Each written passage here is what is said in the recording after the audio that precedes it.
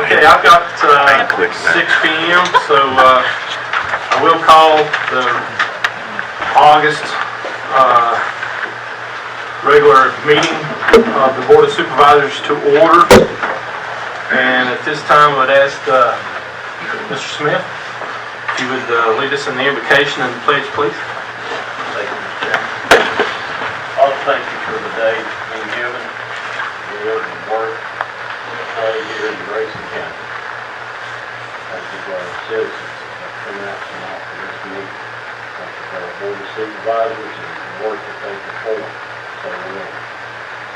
Pray you bless all of us in this meeting tonight.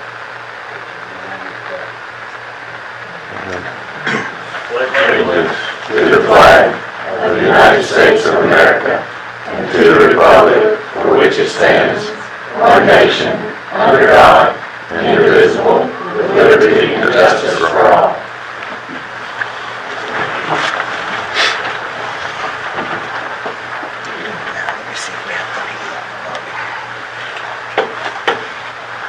Would remind everyone of the decorum for this meeting, which is located on the back sheet of your agenda. Please ask everyone to be respectful when others are speaking. And with that said, each member of the board has ahead of time received a copy of the agenda and the consent agenda. I don't have any noted amendments or changes to that.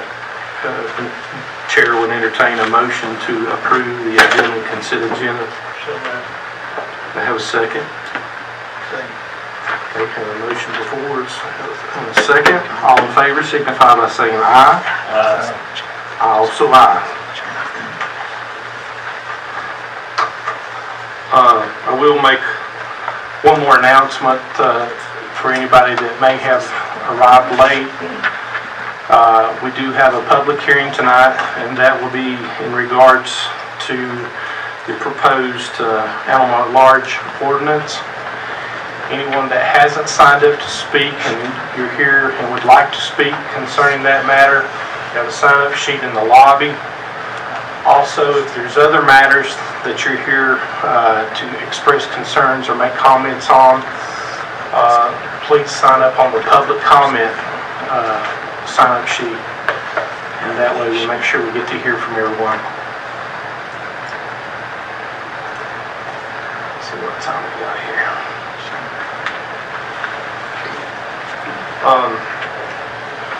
We'll let everyone know that's in attendance that Steve Durbin, the county's attorney, will be joining us by Zoom, and so he will be here for the duration if needed, or he will be here for the public hearing if there's any concerns or issues that come up. With us now, Mr. Chairman. Okay. Mr. Durham, good to have you with us. Gonna be a bit of an echo tonight. He may be muted. All in favor, signify by saying aye. Yeah, that's pretty significant. All right. I will make one more announcement for everybody that knows the live parade. Yeah, we may want to kill that.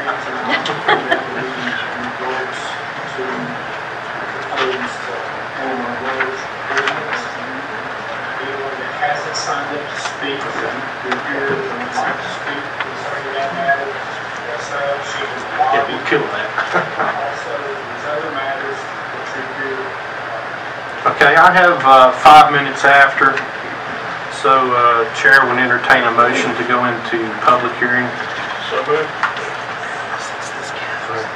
Okay. I have a motion before, so a second to go into public hearing. All in favor signify by saying aye. Any opposed? I also aye. Okay, prior to taking comments from citizens, Mr. Kevin Sperlin is going to do a little presentation and maybe explain the ordinance a little bit better and its intended purpose. Thank you, sir. Thank you.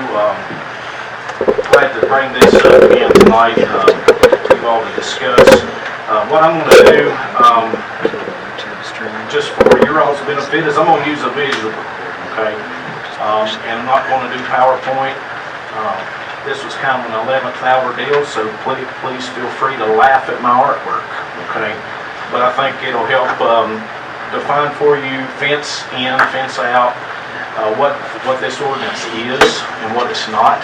And as you potentially receive comment, I know sometimes those terms get confused, so I would like to clarify those as I go through this. So first off, I'm going to speak up so you can hear me. This is a terrible drawing, but basically you've got two individuals, we'll call them Mitch and Kevin. And Mitch has got his big cowboy hat on, and he's got some pretty skinny cattle here. In a fence-out situation, basically there's a physical barrier that must be crossed, and the key fence code sections, and I've got copies of this if you need them. There's definitions of a lawful fence and all of that. The key parts is when damages for trespass occurs. And there's the Code of Virginia 55.1-2810 through about 2812 defines what those damages are that Kevin could take if his corn gets damaged, okay, by these animals trespassing. In a fence-out situation, that can only happen with this being enclosed by a fence. Okay? And so that fence goes all the way around that. The property line does not really come into play. Okay? So if I want to have damages for their coming in here, I would have to enclose that off. Okay? So that's fenced out. And that's the current one. That's the current state of Grayson County. Okay. Now, fence in, basically what the state code allows is for the county to basically say the property line is the fence.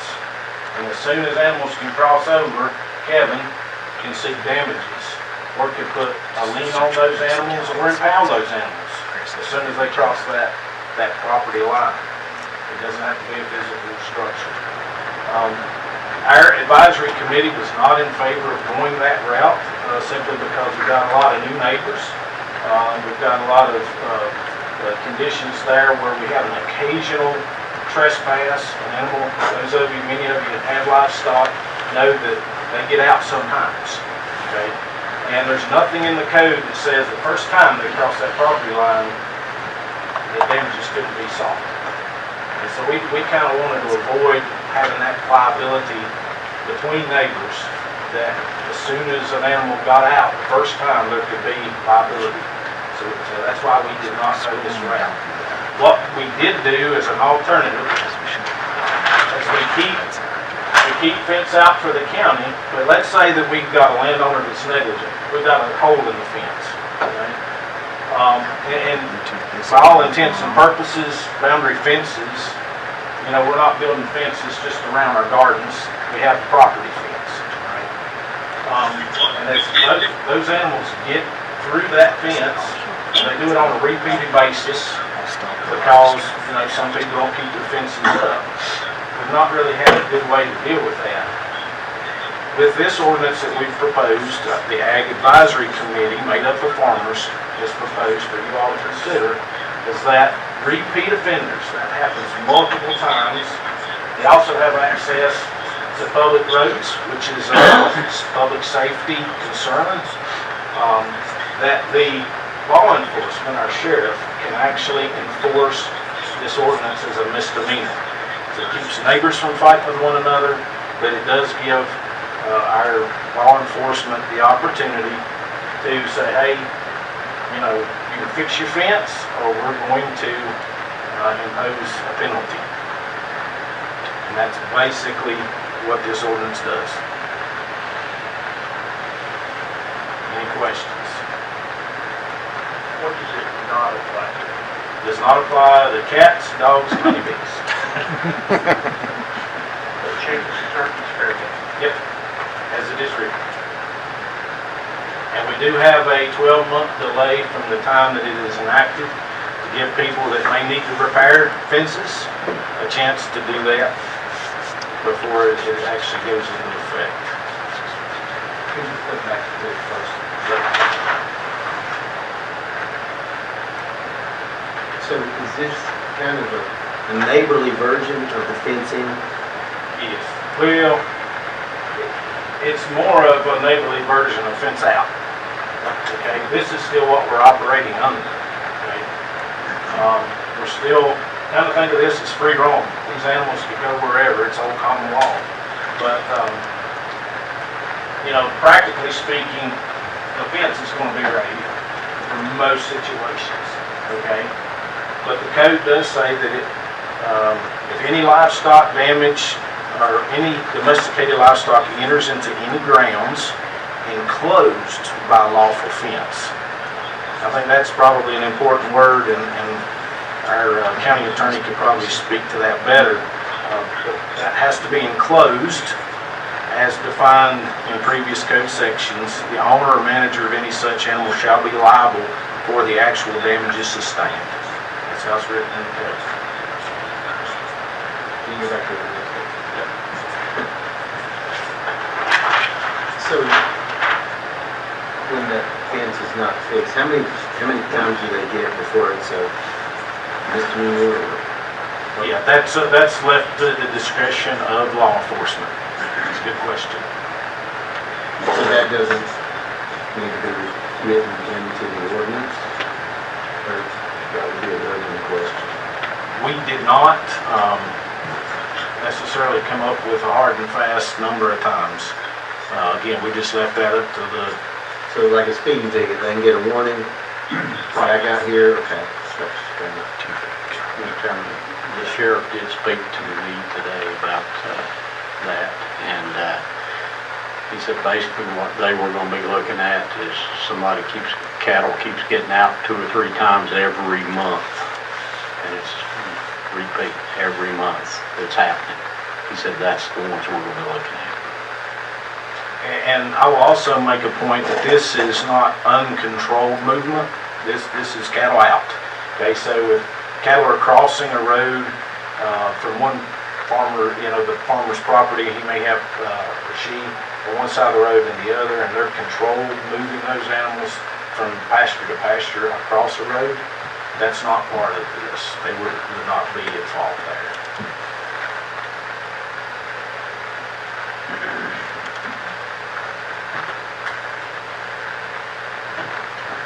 The chair failed to recognize Ms. Young. Is there anything you care to add to her or like to speak to? Or you could... No, I think Kevin did a great job. He's really studied these laws and what they say. And I kind of gave the boring version, I guess, last time because I can't draw quite like Kevin. And he wanted to give the basic version to just make sure everyone understood, what the laws and what we were trying to do. Thank you.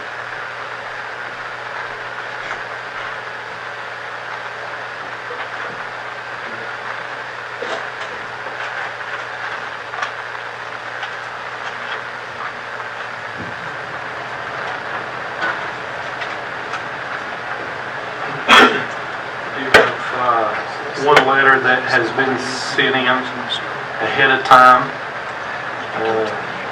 Miss Tina Cunningham, which wished to address this issue. And in her letter, Miss Cunningham resides at 155 Bear Tree Lane, Troutdale, and proposed ordinance to prohibit trespassing of animals on private land and to prevent animals from running at large on public highways. In February 2022, I wrote the Grayson County Agricultural Committee about my concerns of a proposed animal at large ordinance versus the fence out policy currently in Grayson County.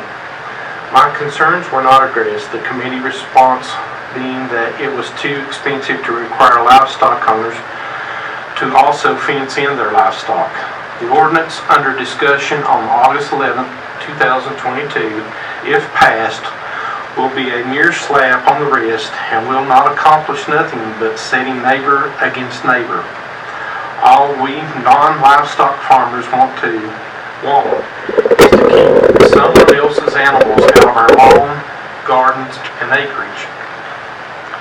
Here is my example.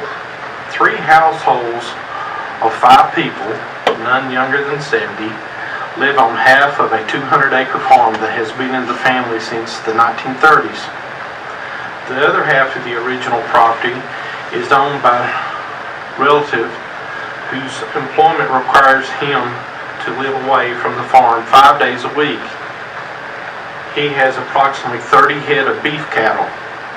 These cattle have little good grazing and they are frequently hungry, especially during the winter months. Our farm is 70% hay fields, 30% wooded and home, and very attractive to hungry cattle. The cattle frequently tear down the fences in a boggy area and roam our farm in search of good foliage. They make their way to the hills, to their house, to the public road, and at times cross the road to neighbors' houses. Since the owner is not at home, we have the task of rounding up the cattle, get them back on their side of the fence, and then repair the fence, which under current fence-out policy, Grayson County fence-out policy, is our legal responsibility. How is calling the sheriff to issue a summons or paying a minimal fine going to keep the cows on their side of the fence? Fine or not, the cattle still have to be herded back to their side of the fence. We're tired of keeping his cattle in his fields and out of ours. Talking to the owner has produced nothing except frustration on our part. He apologizes, says he'll help with a new fence, and the cattle continue to get out. As this is a relative, we would be reluctant to call the sheriff's office, but our frustration mounts. We're prepared to erect a new boundary fence if we can find a reliable contractor, which has so far been fruitless considering the third of mile fencing needed. I urge you to withdraw or defeat this proposed ordinance. Please reconsider the possibility of making Grayson County a fence-in county. Good fences make good neighbors. We're trying to do our part towards solving our problem, but the livestock owner needs to be liable for the damages and aggravation caused by wandering livestock. Sincerely, Tina Y. Cunningham. And I believe that's the only letter I have. Okay.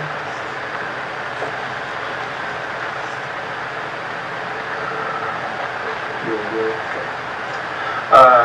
I have a motion to come out of closed or public hearing? Okay. Motion force. Second. All in favor signify by saying aye. Any nays? I also am. Okay.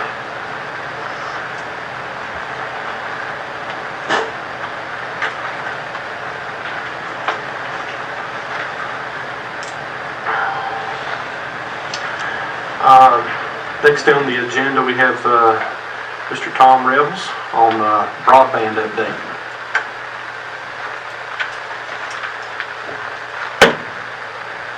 Mr. Chairman, members of the board, as you know, I've been working at this for about 5 weeks. And I approached this opportunity out of frustration. Quite frankly, I live in Whitetop, the last of the areas to be wired for the internet. And And I have to drive 40 minutes to go to North Carolina to get access to Wi-Fi to do my part-time consulting work. So I know what it's like to live in an area without reliable internet. Well, like most things, when I get mad about it, I tend to focus and get very determined. And so I approach you tonight to give you an update. And I hope that my determination to help the county, help our vendors, and help the people who are struggling to find out about when and where and how they will get internet service can be answered sooner than later. 5 weeks ago, as I spent my first couple of days with the help of Mitch and other people, Linda, I took every document that we have in the files around here regarding the internet project. And I read them and I studied them. I wanted to understand the plans, the contracts, our funding sources, and frankly, as we began to look at the collection of citizen concerns that had been submitted. First thing that I did was looked at our grant funding. And as you all know, we have about 2.1 or 2 million in grants from 2 sources. And you also know that we went for a period of about 3 or 4 months without a project manager. And frankly, I found our grants out of compliance because several reports that are required monthly had not been filed. Now, in approaching the state about that, they said that's not unusual when you have a transition in leadership for a project. And it was something that all we had to do was put the numbers in, develop the reports, send them in, and they checked the boxes. So I can tell you today that all of our grants are in compliant states, and we have no deficiencies at this point. The second thing, I worked with one of our members of the staff here, Allison Burchett, who is an incredibly talented lady, because she had been cataloging and recording customer citizen concerns that had been called in. And we reached out to members of the board. We tried to put together and have put together a complete report, and we're constantly updating that every day because we're getting complaints every day. Not just to record them and have a nice file, but frankly to begin to look at what are the common complaints that keep arising all the time. And believe me, there are some. Because I have been taking those and going and sending them to our vendors, both AEP and Gigabeam, to make them aware of deficiencies on the ground and the concerns of citizens, which to me, as the ultimate benefactor of this project, have a very valuable and frankly most important perspective. So we have put those together. I will tell you that those concerns have begun to be filtered into their response and messaging that they are using. It's still not where it needs to be in terms of Gigabeam's response and customer service, but they are making advancements. They have improved. Literally in the last 2 days, they released a new version of their website. And it is becoming more factual, with better information about where they are actually working to connect people to the system. So, while I don't think we're out of the woods with customer service and getting good, reliable information to people, I think we're on the right path. And as Gigabeam and AEP people have learned, I'm not the brightest guy in the room, but I'm probably one of the most persistent. And I think in this case, that's absolutely necessary. I also found that there was no real defined plan for the implementation of the system. And I first thought, well, boy, that's probably the most negligent thing on the part of vendors I've ever seen. Now, Mr. Belton, I know that as a former, I believe now, AEP employee, you know that your company is big on plans. And so the plan for the cable they were hanging is perfect. The question about a plan was the last mile, connecting actual families to that fiber. And I first thought it was because our vendor was totally negligent. And frankly, that's kind of how I approached our vendor. But what I learned is the COVID period, the pandemic, created a lot of problems for everybody. Created problems for AEP, logistical problems, getting supplies and equipment, staffing, splicers. And they're one of the largest corporations in the country. Our last mile company is a small company. And believe me, I trusted what they said, but I have this saying, I trust you, but I verify. And so I went to Bluefield and sat down and I said, you're telling me you can't get supplies. Show me your orders, show me your backlog. And they did. And literally it's taking them 10 to 12 months to get some of the supplies back in 2020 and 2021.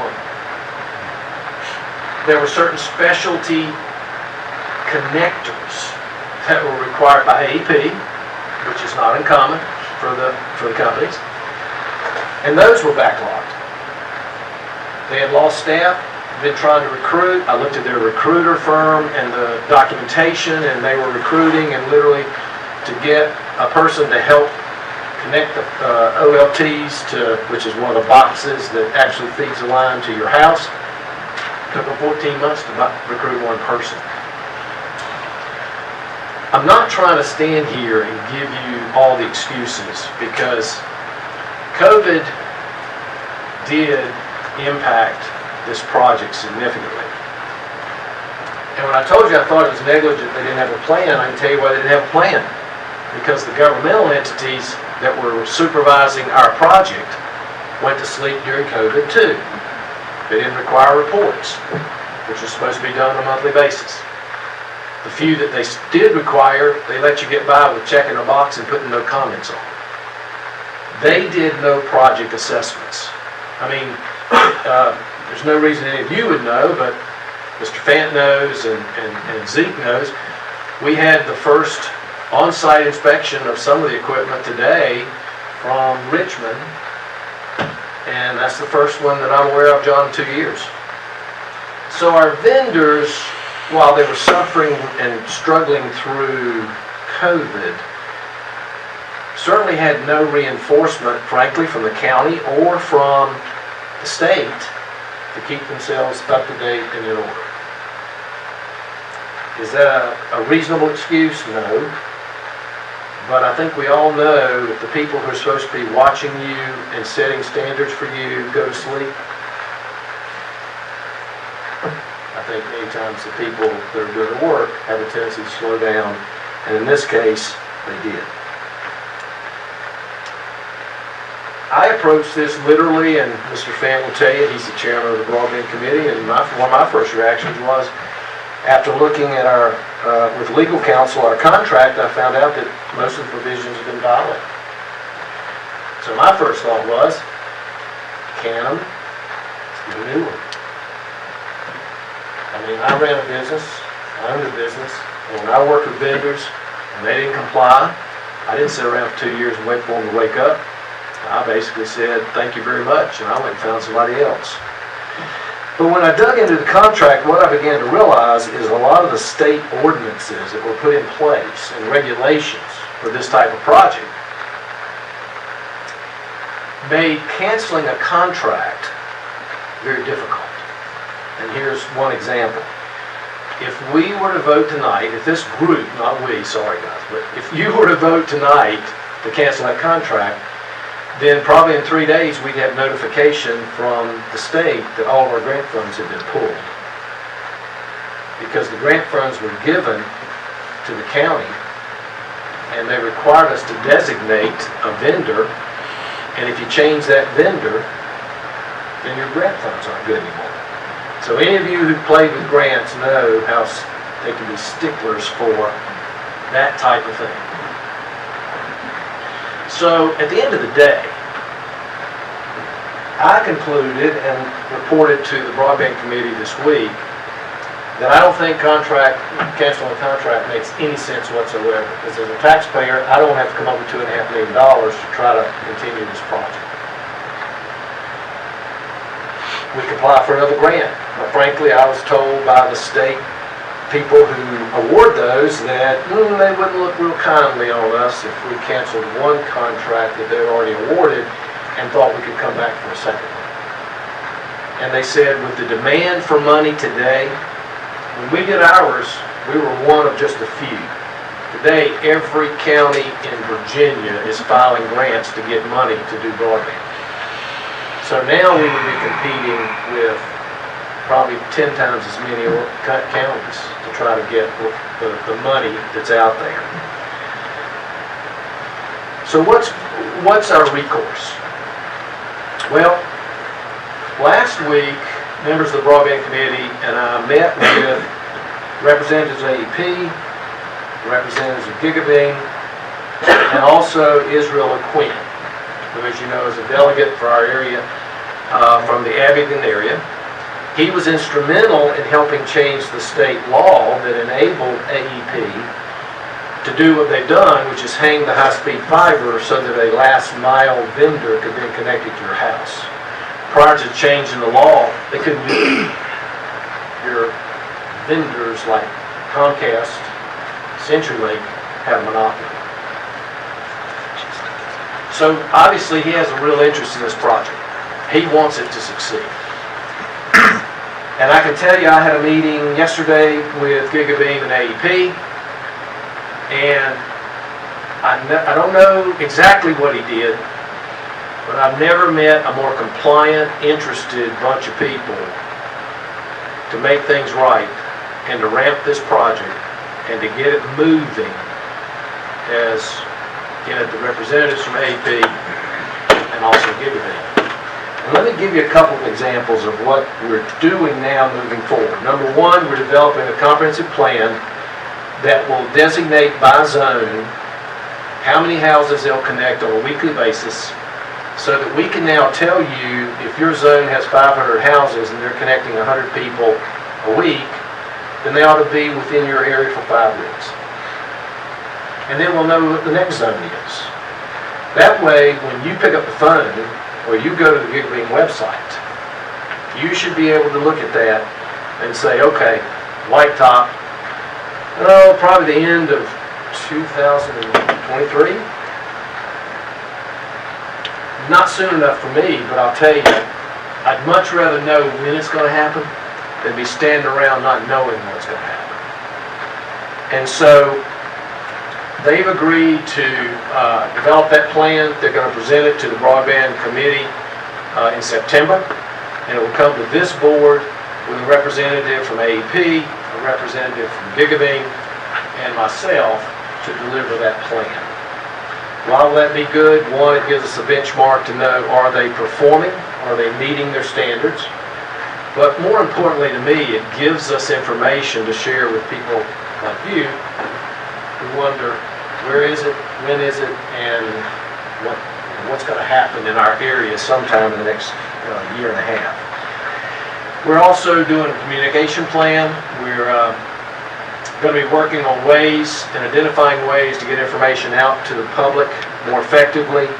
I'll be meeting with AEP and Gigabeam for operational meetings once every 2 weeks to get the latest information, not only about connections, but if there are issues that arise that may delay the project, at least we'll know about it and can get information out to people to help set clear expectations. So we are working diligently to try. I have to applaud AEP.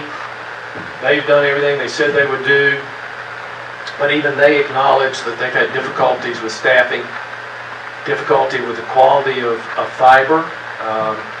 In Elk Creek, one of the delays when they started hooking up houses, they realized part of the fiber that had been hung was defective. And they couldn't know that until they tried to connect people who were going to be served.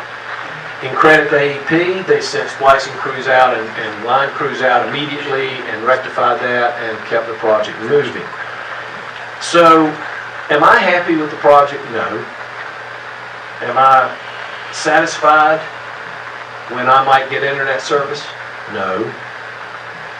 But do I believe that we're on a path to do it in a more informed way and a more efficient way? Absolutely. And my goal is to make sure that when people in this county, like myself or my neighbors, go online to ask questions, they'll get good information and good answers. Might not like the answer, but at least it'll be accurate and reliable. And so, members of the board, that's what I've been working on. And I applaud Mr. Fant and the broadband committee. I applaud management because it's been all hands on deck, and we've all worked together, and we will continue to do that. Try to get this project back online and in service so that I can beat 2 years of getting internet service at Blacktop. Thank you. Questions? Just for clarification, so you're here tonight at step one. One thing that was talked about is a monthly update, whether it's you or the county administrator. Plan that the broadband committee is going to get in September, that plan should be presented to the board with the prereqs in October. Correct. Is that right? Correct.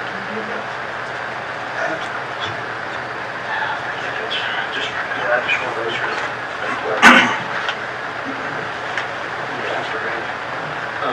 So, Ms. Reynolds, I don't want to muddy the water to take us into the weeds, but I feel like folks need to know. So, APCO, they've completed 94%, 92%. Correct. And the agreement that they have with the state is rate increases. Can you mentioned that to me, and I'm sorry, but I didn't understand it fully.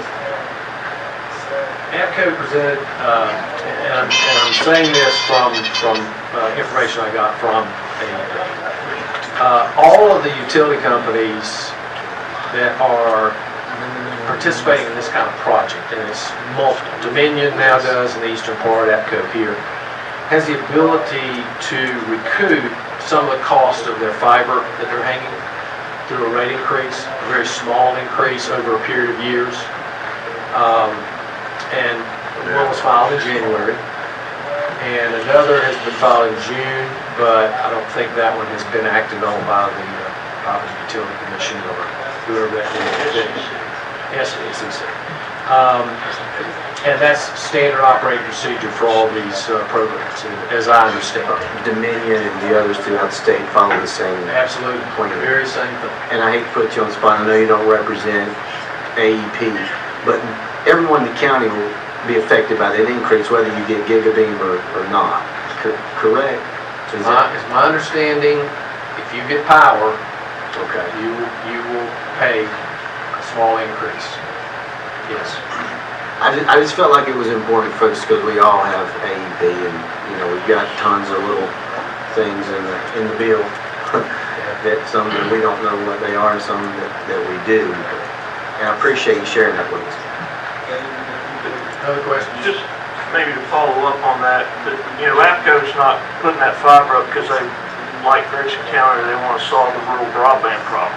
They're putting it up because they need to understand the grid and have better visibility on, their substations and their measuring devices. And I know I might be in Ken's sandbox here, although he's kind of stepped out right now, but they're doing it for the benefit of APCO and really the benefit of the customers that have power so that they can have more reliable information on the grid.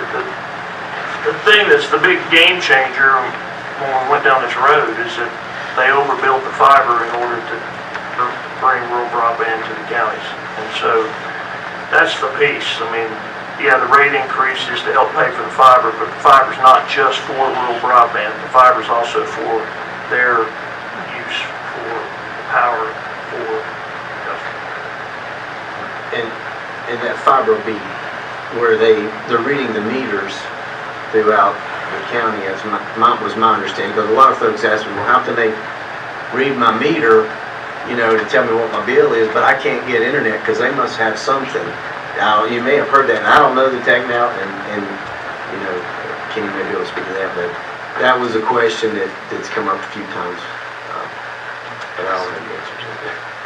That's helping you. Sometimes different. If you look out in the country and you see something look like a DD light, that's a transponder, and it's hooked to the power source, and it transponds and it reaches out and reads meters all over everything it can see. It's not hooked to the fiber. I've retired from AEP. I'm not speaking for them, but they will be making money off of fiber from Gigabeam. Gigabeam has to rent from fiber, so, and it's a large amount. So it's not entirely everybody gonna pay for the fiber being out there. It's a money maker. AEP's gonna sell power, it's gonna sell the fiber, so the middle mile, so. The only comment I would make in addition to what's been said is nothing's free today. We all pay for everything. And honestly, if it hadn't have been for the law changing, which thank goodness for Israel and Quinn and our legislators who had an interest in rural Virginia, then AEP, Dominion, other power companies could not have done this. And instead of me waiting 2 years for reliable internet, I'd have probably died at the age of 101 and still been waiting. Because the expense of doing what's being done is something I frankly don't think our county could have ever stepped forward to do, all over this county. So I can't comment about are the rate increases, appropriate or whatever they are, but I do know that it is the guidelines that have been set by the feds and the state, and every power company is abiding by the same requirements. Other questions? Just feel fortunate that Grayson County is the first county as a pilot program, and all these other counties says, how did y'all do that? So we may be late, but we're in front of a lot of people. Mr. Belton, we are the first, and I'm very determined to make sure we're not the last to be connected. Good job, Tom. Thank you, appreciate it. Thank you. Our next presenter is Mr. Dave Landis, but prior to him stepping up, I think our tourism director, Ms. Tracy Cornett, would like to do the introduction for him. I would thank you. Thank you for giving us a good time tonight, gentlemen. About a year ago, Grayson County contracted with Dave Landis. He's with Village to Village Trails, LLC, to develop a bike route that would connect the Virginia Creeper Trail to the New River Trail in Freeze and keep folks inside the county to spend their money. So Dave has developed trails like this all over the world.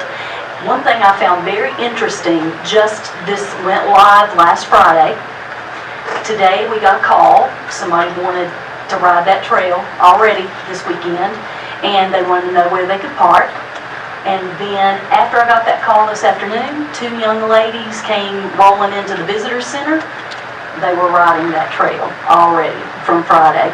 So David Landis has a presentation for you tonight. He's going to show you and talk to you about the trail, show you where you can find information regarding it, and just kind of explain the process. So I wanted to just make sure you knew who he was and give you just a little bit of background for those of you who are new as to what he's going to be talking about. So he's joining us via Zoom.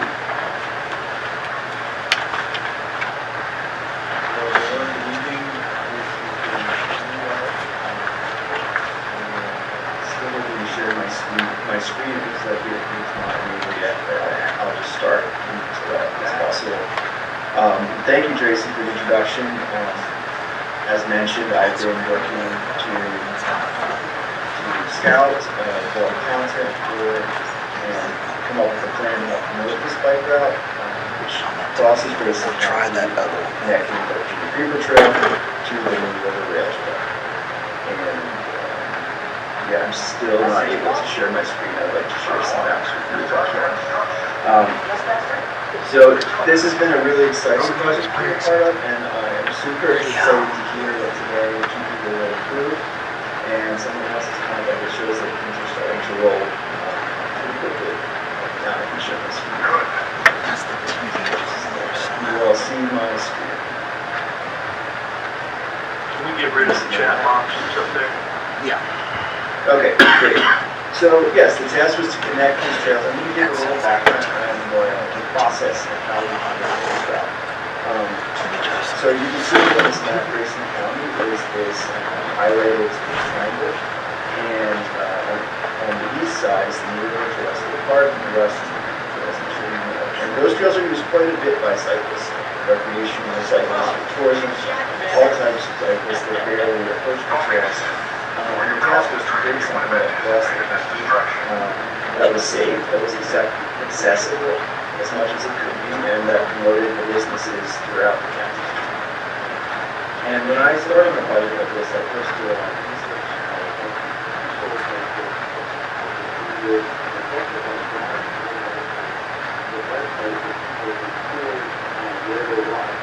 And I found something really interesting. This is a map of a similar area. This is the heat map. It's the density of recorded cycling activities in this part of the state.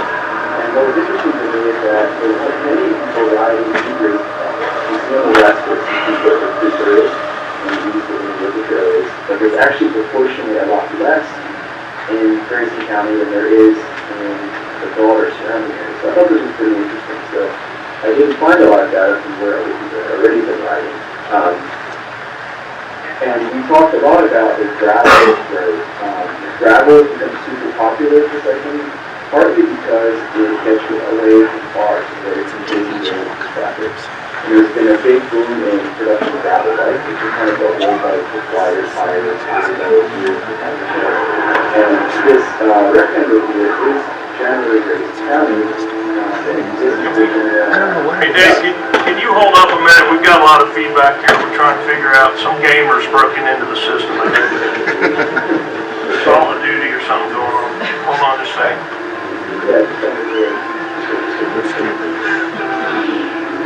Is the web browser open? I hear porn, it's over. I'm out.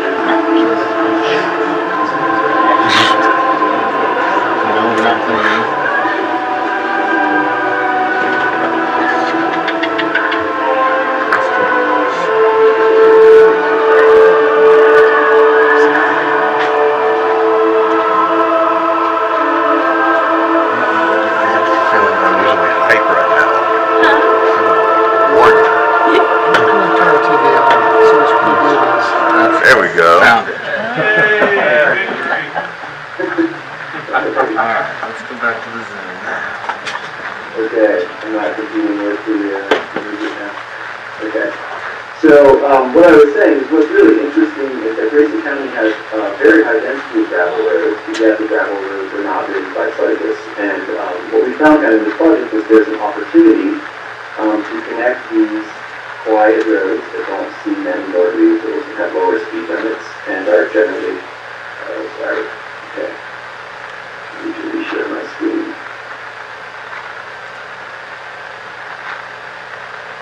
Okay, my back.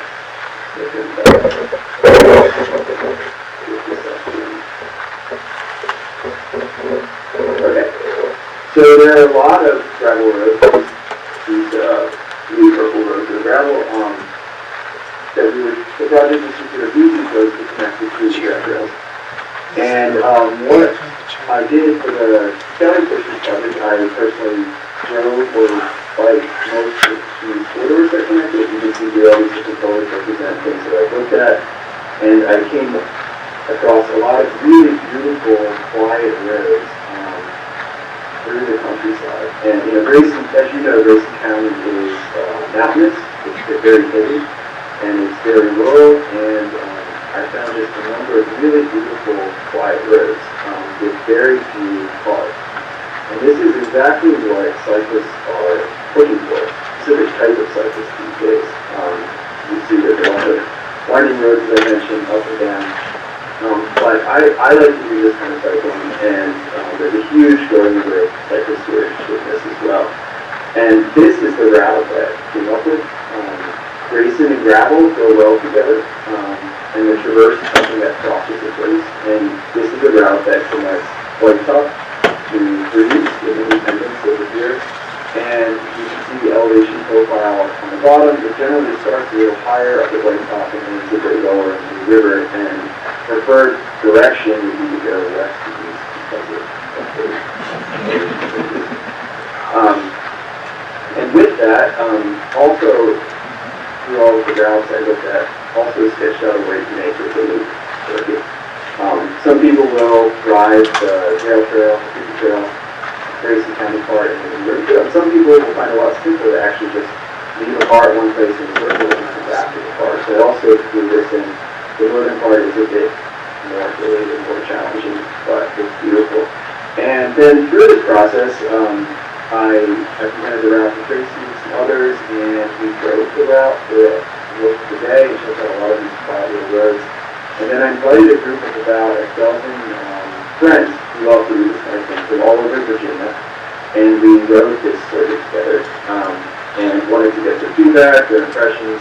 This was in early spring, mid-spring, before some of these came out. But we had a really great experience. Everyone loved it, and yeah, wants to come back to it. So one of the things about this route, about Grayson County, most of the services for cyclists are on Route 58 directly, places to stay. Like the Grayson Highlands Inn, which has rooms, it allows camping, it has meals, and independence, and movies. But often we had to go back 58 and cross the route, or usually for a short section, just to connect to the services. And this is that group again in Independence. We had kind of a rest out there. We call it Music Festival, which is a highlight for the group. And this group is written all over Virginia, all over the East Coast, and even beyond, beyond the U.S. to some degree. But everyone was very impressed, and really had never ridden gravel in this part of Virginia, Grayson County. So it was very telling. Here's the group at Free. They will knock off the ice cream before we head back uphill to the west. And on this route, which was off the main border, we stopped at the truck, camped out there, very high up, very, very beautiful spot, and then we turned back to one stop. And what we sort of done for this group was that the circuit idea was very appealing, like the connecting West East across the county was a good experience, but practically a lot of people wanted to come for a long weekend and ride back to where they started, which in a way is great because it's more time using in the area. So after the route was found, we kind of checked, the next step was the information, and here's a route map that shows the Cooper Trail in the west, this is the circuit, and the green line is the traverse route, the main one, that is the focus of the puzzle.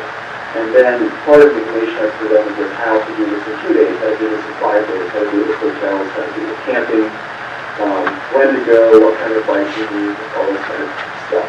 And this content then went on to other places. One is the Grayson County District website, which is what went live just last week, which has all of our planning information. It has links to digital maps where you can zoom in and out and see what you're doing. Here's an example of that with the circuit. So this is something that people can use not only to work on the computer or work on your app. You can also see where there's a cafe, for example. This is other school.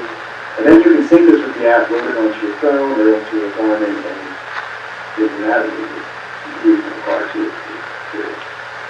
So with all of that, that's also on that site, which is called Riding GPS. And this is the biggest U.S. and global database of these types of routes. And what was interesting, there's one guy who contacted us today who's planning to ride the route tomorrow. He found this on Riding GPS's website, and through that process, then he decided to go. And he's from Greensboro, North Carolina, and he's very excited about it. He's starting tomorrow, so that's pretty cool. He found Grayson County through a third-party site and then sent back. And we're also working on a printed map booklet or wrap card, like a print pamphlet that will fold out and will have all of this same information. And I'll show you that in a second.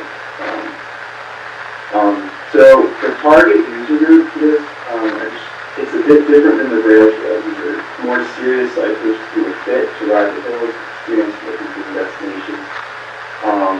In the cycling world, there's many types of cyclists. These are the types looking for gravel routes and bike packing. Bike packing is multi-day trips, carrying overnight gear, and often camping too. People are motivated by the hills. Some people definitely don't want to ride the hills. Some people seek out hills. So Grayson's assets are speeding and sales, I think is something to promote. Mid to high level income cyclists, these are people who plan trips around bikes and other competing places to go. And I think the geography is similar to the tourism target of, within a drive of Grayson County. I think a lot of people do a ride here in the weekend, stay a night or two, and explore or ride from the beach house. And now that the route is out there, the big task is spreading the word. So the process presenting here is working with tourism and using artificial social marketing. People find this stuff through the internet and through their friends. And there's a lot of websites where cyclists record what they do and they share it with others. People see experience and like that's an interesting thing. It's beautiful. I'm going to try that. They pin it to their account and then they come back and put it on their list. So I think these are the most strategic ways to promote this kind of thing. And also there's a lot of work to be done with strategic partnerships with local businesses and all that. To a guest house that can say, I have this map, I have this new thing, and you can show cyclists, let's promote this to something else because you can get a new product to sell to Grayson County. And another really notable partner initiative is the Whitewater Compost Group from Charlotte, which has a free Whitewater center. They recently are developing a base in the White House where they're going to present information and lead trips, specifically with all kinds of recreation in the outdoors, but travel cycling is a big focus of theirs. And this organization also acquired a pretty large website called travelmap.com, which its main purpose is to promote travel routes like this. So this is a really interesting timing of this project. We had no idea about this when we started finding this, but these guys are a big deal for Grayson County and help drive a lot of business and responsible conservation of the outdoors and also federation of the area. And word of mouth is a really good thing. These things take some time to get up and running. For people to hear about, the planning trips, word of mouth is really over there. And I think anything else that Grayson County can be promoted to travel as an asset will help promote this route, day trips, or routes, or stuff that Whitewater these will all help for the promotion. And just an example of the kind of websites and sharing that people do. This is a website for sharing routes. This is from the trip we did last spring. They list the people who ride with, and then they have a similar page. People like it, like people on Facebook, and can share and can save. And also people are using this hashtag Grayson Travel, seeing some of the pictures and experiences from that trip. And then other people are looking for similar things, they find it, and looking into the list. So it's all super interesting. As you mentioned today, this guy Chris, who contacted me on Instagram, so found it out on the website, and said, hey, I want to come tomorrow, where can I park? So he's going to be out there, and you see him, come with his bike and some bags, say hi, and cheer along. Yeah, so it's super exciting. This is a draft of the booklet. There will be a rack card that will fold out in a way that the Grayson one does, with a large map and then all of the practical stuff. And this is something that can sit in different places throughout the county and the region, and you can take it with them and start to kind of trip. And then this links to the Grayson County website and the visual navigation and all that stuff. So, yeah, that's my quick presentation. I'd love to hear any questions anyone has when you do that. If the audio is working out. If the audio was, you may have said some of the stuff that I'm getting ready to ask you, so forgive me. But when you crossed from road to road, was there any private land or landowners that you had to come in contact with, or is this each gravel road connects you back to the trail? So the trail or the route is the gravel roads. So this did not involve creating any infrastructure. It uses all public roads that are publicly accessible for motor vehicles or bicycles or walkers or e-bikes or motorbikes. So it's all public roads, public land. And what we did here was create information about how to connect these roads, how to navigate, how to plan, and how to spend time moving slowly across the county and bicycle. Thank you, very impressive. Hey, David, John Fan here. So you got the loop. What's kind of the next step? Are you thinking branches off of that loop that you think might be kind of fun, or is there something you would recommend as we see how this thing develops at this point? Yeah, great question. I think the loop has a lot of appeal. Like I said, people are looking for simple logistics. The other thing that I would probably do next, which is kind of low-hanging fruit, is look at shorter loops from like Independence specifically. Possibly also White Top and Freeze. So if someone wants to come spend 2 nights in Independence, and maybe one of them is into cycling, the other's not, or they could do a 30-mile loop or a 50-mile loop or a big day loop, but come back to the place where they left the vehicles. But I think that's what we found in the feedback process of this. Like while it's really appealing to ride end to end, like the logistics of getting a shuttle or shuttling your own vehicle, it takes a lot of time, and people would prefer to spend as much time riding rather than shuttling. So anything that returns to where it starts is also really appealing. So that's probably my thing that I would propose as the next step. In addition to just spreading the word, using the strategic targeted like internet spaces where people are looking specifically for this thing. Tell them this thing is here, it's ready, it's a beautiful part of Virginia, and not many people are cycling, the roads are quiet, they're safe, people are great, the music festivals, and then I think then it gets the ball rolling, it takes some time, but you have to start with getting that word out and building this basic information in the public, social, digital space, and then that sort of keeps going. Yeah, well done. Very impressive. I'm not excited to ride it myself personally, but I'm excited for those who want to ride it. That's what I'm excited about. And it's great, right? And I've heard a lot all over the world. It's amazing. So. Great, thank you. Well, Any other questions? I'm a gravel bike owner, that's pretty exciting. Just have to get in shape now. you can drive it, you can take a motorcycle, E-bike. This is a great investment class. It's completely legal. You're not going to find a lot of other charges.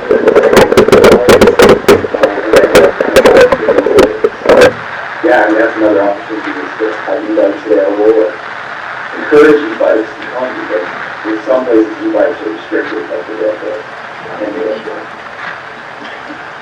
I know like in Christiansburg, they have the e-bikes that are stationed at their rec center. You can take them on the Huckleberry Trail. I believe Huckleberry, I believe it's what it is, but they have them in Blacksburg, they have stations. Yeah. Well, thank you very much. Thank you. Thank you all. Well done. Sure.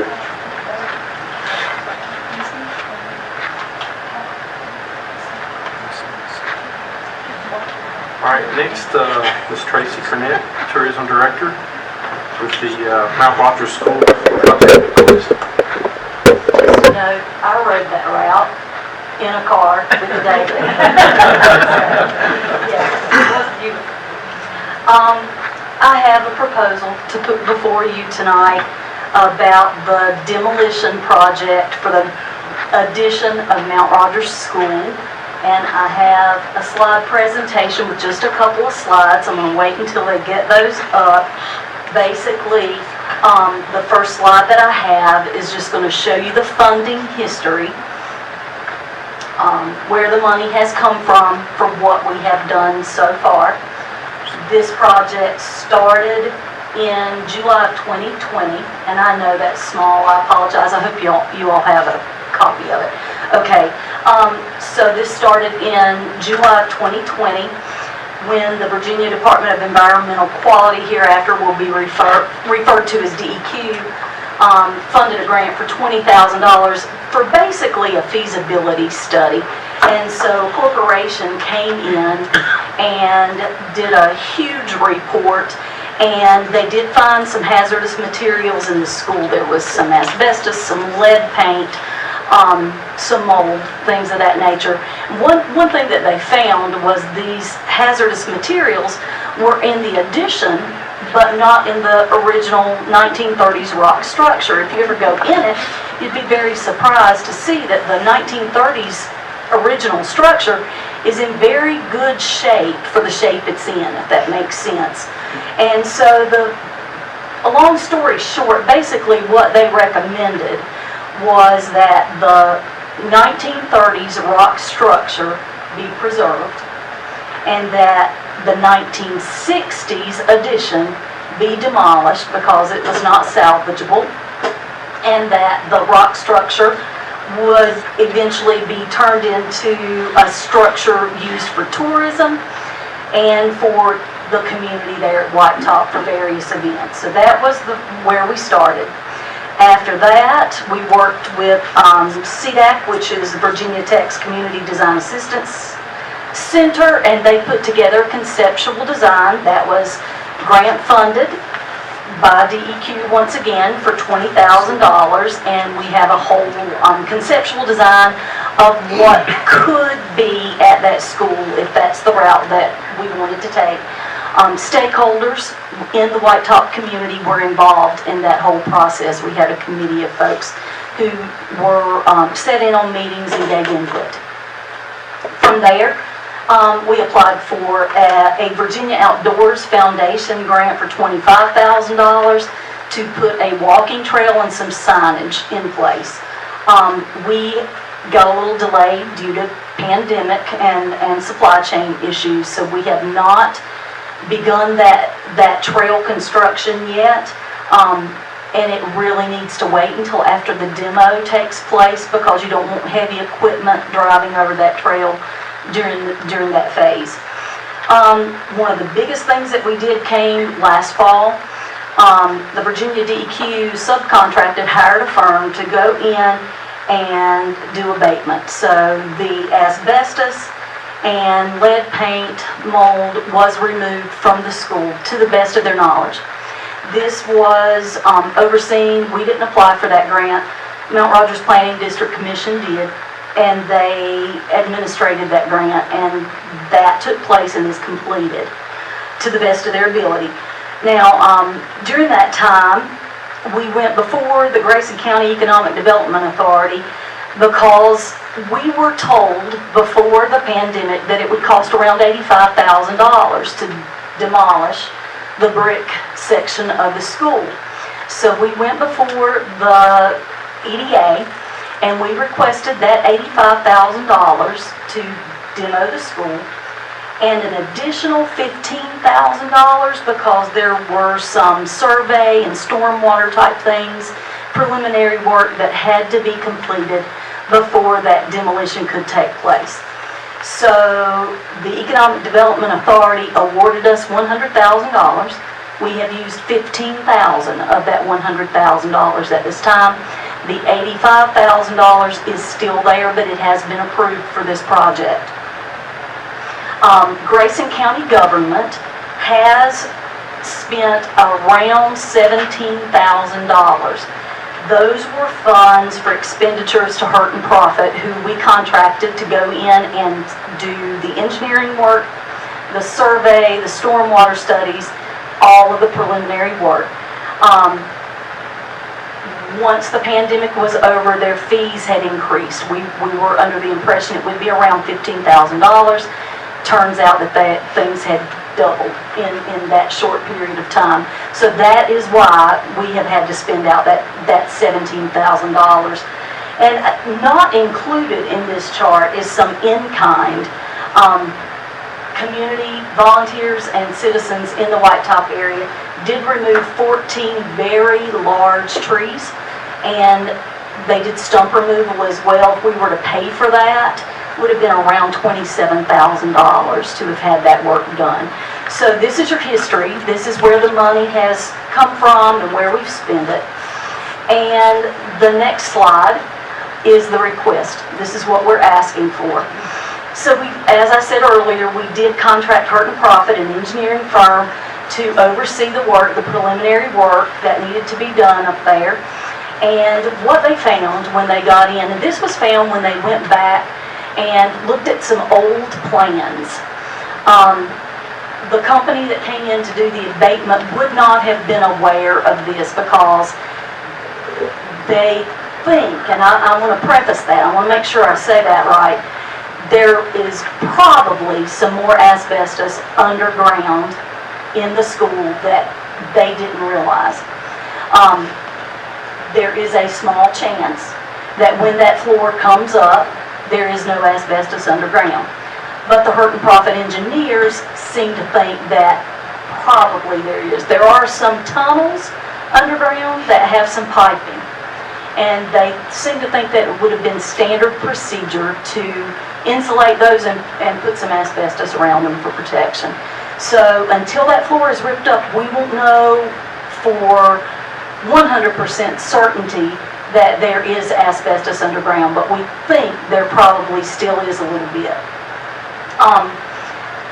RFP that was written, Hurt and Profit did do that for us, included 2 bids. One was for a basic just demolition of the building, leaving the asbestos in place, which we have checked, and that would be completely legal for us to do. We can leave the asbestos in the ground and cover it up. The problem is, eventually it's going to have to come up if we ever do anything else with that building. They also included a sub-bid. How much would it cost if we hired someone to just go ahead and demo the building and also go ahead and remove asbestos if it is there? So on July 21st, a few weeks ago, our lowest bid came in around $144,000 for the basic demolition and an additional $30,000 for the removal of the remaining asbestos, for a total bid of exactly $173,940. That went to Taft and Fry. That is the company that did do the abatement, and they did come in with the lowest bid. Once again, the EDA has committed $85,000 for the demolition, which would leave a balance of $88,940. The Mount Rogers Planning District Commission, who wrote the grant for the original abatement, is in the process of requesting another grant from DEQ, asking for that $30,000 to complete that abatement. We should know in the next couple of weeks whether that will be awarded or not. If it is, that would leave us a balance of $58,940. So, in other words, this is the ask for demo. Anywhere from $58,940 to $88,940, depending on DEQ's response to the request, which is expected at the end of the month. So that is the ask, which would remove the building, which is a safety risk. If you've ever been up there, I don't think there's any argument about that. We do have about 30 days to respond to this low bid, or we'll lose it. We would like to get this project, one of this magnitude, completed before winter, because winters in White Top are a little different than they are here. And we also believe that if we can demolish this building, if we were to go back and seek funding opportunities through grants in the future, I've been assured that our application will be viewed much more favorably if we have already done the demolition. It is very difficult to find an organization who is willing to fund a demolition. Everybody wants to fund construction, not demolition. So that's the ask, and I will leave it to your pleasure and your discussion, and answer questions if you have them to the best of my ability.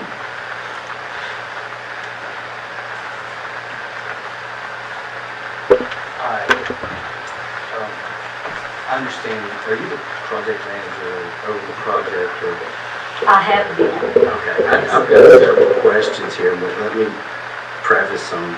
I was contacted by a resident from in that area, and he's had a lot of questions. He couldn't be here. He's asked me to ask, and he has indicated that he is a CSA, a certified safety auditor through the NSAP. His name is James Starr. And I want to ask you the questions that he presented, if I may. And this is in regards to moving the hazardous waste on the facility. First, the folks that came in and moved the asbestos originally, were they hazmat professionals? Yes. Certified? And what was the name of their? Tap and fry. Tap and fry. And what level were they? He says there's 4 levels. There's the investigative technician, the analyst, and the inspection technicians. I cannot answer that question. I can tell you this, they were approved by DEQ. DEQ subcontracted them to do the abatement process. So I would assume that they were more than qualified to do that. And give me that name again, please. The name of the company? Yeah. TAFF, T-A-F-F, and Fry. All right. So with that being said, he asked if there was a SSI report completed, the sensitive site safety investigation. That they were more than qualified. Just one second. Okay. And Mr. Anderson, I apologize, I don't know what SSI stands for. Oh, okay. It's a sensitive site investigation, and then that would be followed by the SSE, which is the sensitive site exploitation. And I don't claim to know what that means either. I took notes when the guy was giving it. Once again, I'm no expert in hazmat, but I will tell you that Virginia Department of Environmental Quality certified it and hired them to do it. And we did get a report. I cannot stand here and tell you the initials that go with it, but I do have a report, a certification report of some type. If I had known, I would have gotten that information, and I can look it up and let you know. I'm sorry, I should have presented this, but I got these late myself. I understand. And he wants to know about water samples. He says there's a protected stream that flows. Of course, I'm not going to. There's a protective stream that flows there. And is there water samples, were they taken from the creek or from the property? I don't know if samples were taken or not, but I do know that a stormwater study was conducted to prevent any pollution to the creek. And was that done by the Taft group as well? That would have been done by Hurt and Profit. So any of these records that he's mentioned here, can we get those? Yes. The SSI, and I'm assuming Taft, you understand If they what that is? exist, if you'll give me a list of what you want, I'll just forward you these Yes. questions. yes. That's okay. I'll have to look into that and ask Okay. some questions myself, but Right, because now, I'm a layperson in all of this, but I seen here in the request that there's still, and you mentioned just now, there's still potential asbestos in the ground. yes, And we know that the property's got to be cleaned, but what you're asking for is demolition. yes. So, I would like for us to table this till we find out the answers to some of these questions and to see, because we can't leave the asbestos because there's future plans, for that project. So so the demolition, that's going to affect that. Actually, you cannot know whether there's asbestos in there until you start the demolition process because it's underground. Right. So But there they'll have to need tear to it be out. procedures and safety things put in place before they tear that out. They can't just, if there's a suspicion that there's asbestos in there, they can't just go rip it out, some layperson like myself, and then say, oh, there's asbestos in there, we gotta get the pros in here. And I would reiterate that the company, Taft and Fry, is the one who won the bid. So they are very familiar Okay. with asbestos removal and the requirements involved Right. in that.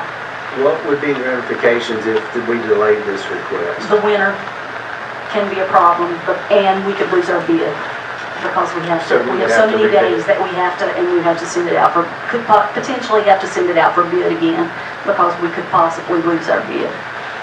The winter is another concern, and the fact that it continues to be a safety hazard up there just as it stands.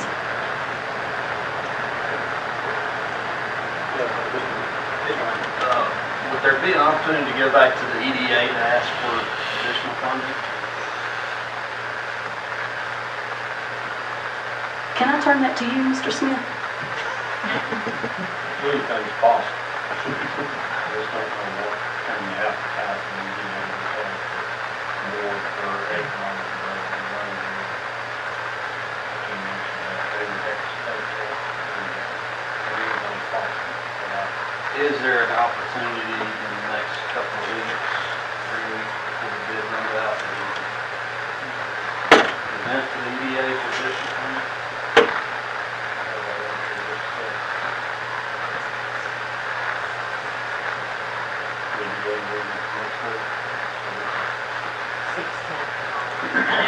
Present that on the agenda for discussion.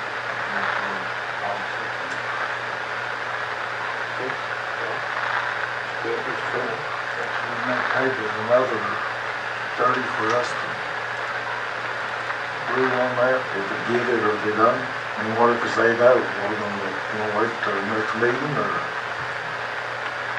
That's a good. What's the staff's recommended funding source now? I mean, you're asking us for 83 grand, 88 grand. What's the recommendation of where that money comes from now? Basically, we look at the economic development fund, What about community ARPA? development. What about ARPA? ARPA would probably be the better choice. Why is it choice? Is that based on the finance director's recommendation? Is that what you're basing on? That's what we had discussed at this point. If we came back to you, we would probably come to it. But there is another source that we could possibly use. That's not as good as it's all. But the amount, especially if we can get 30,000.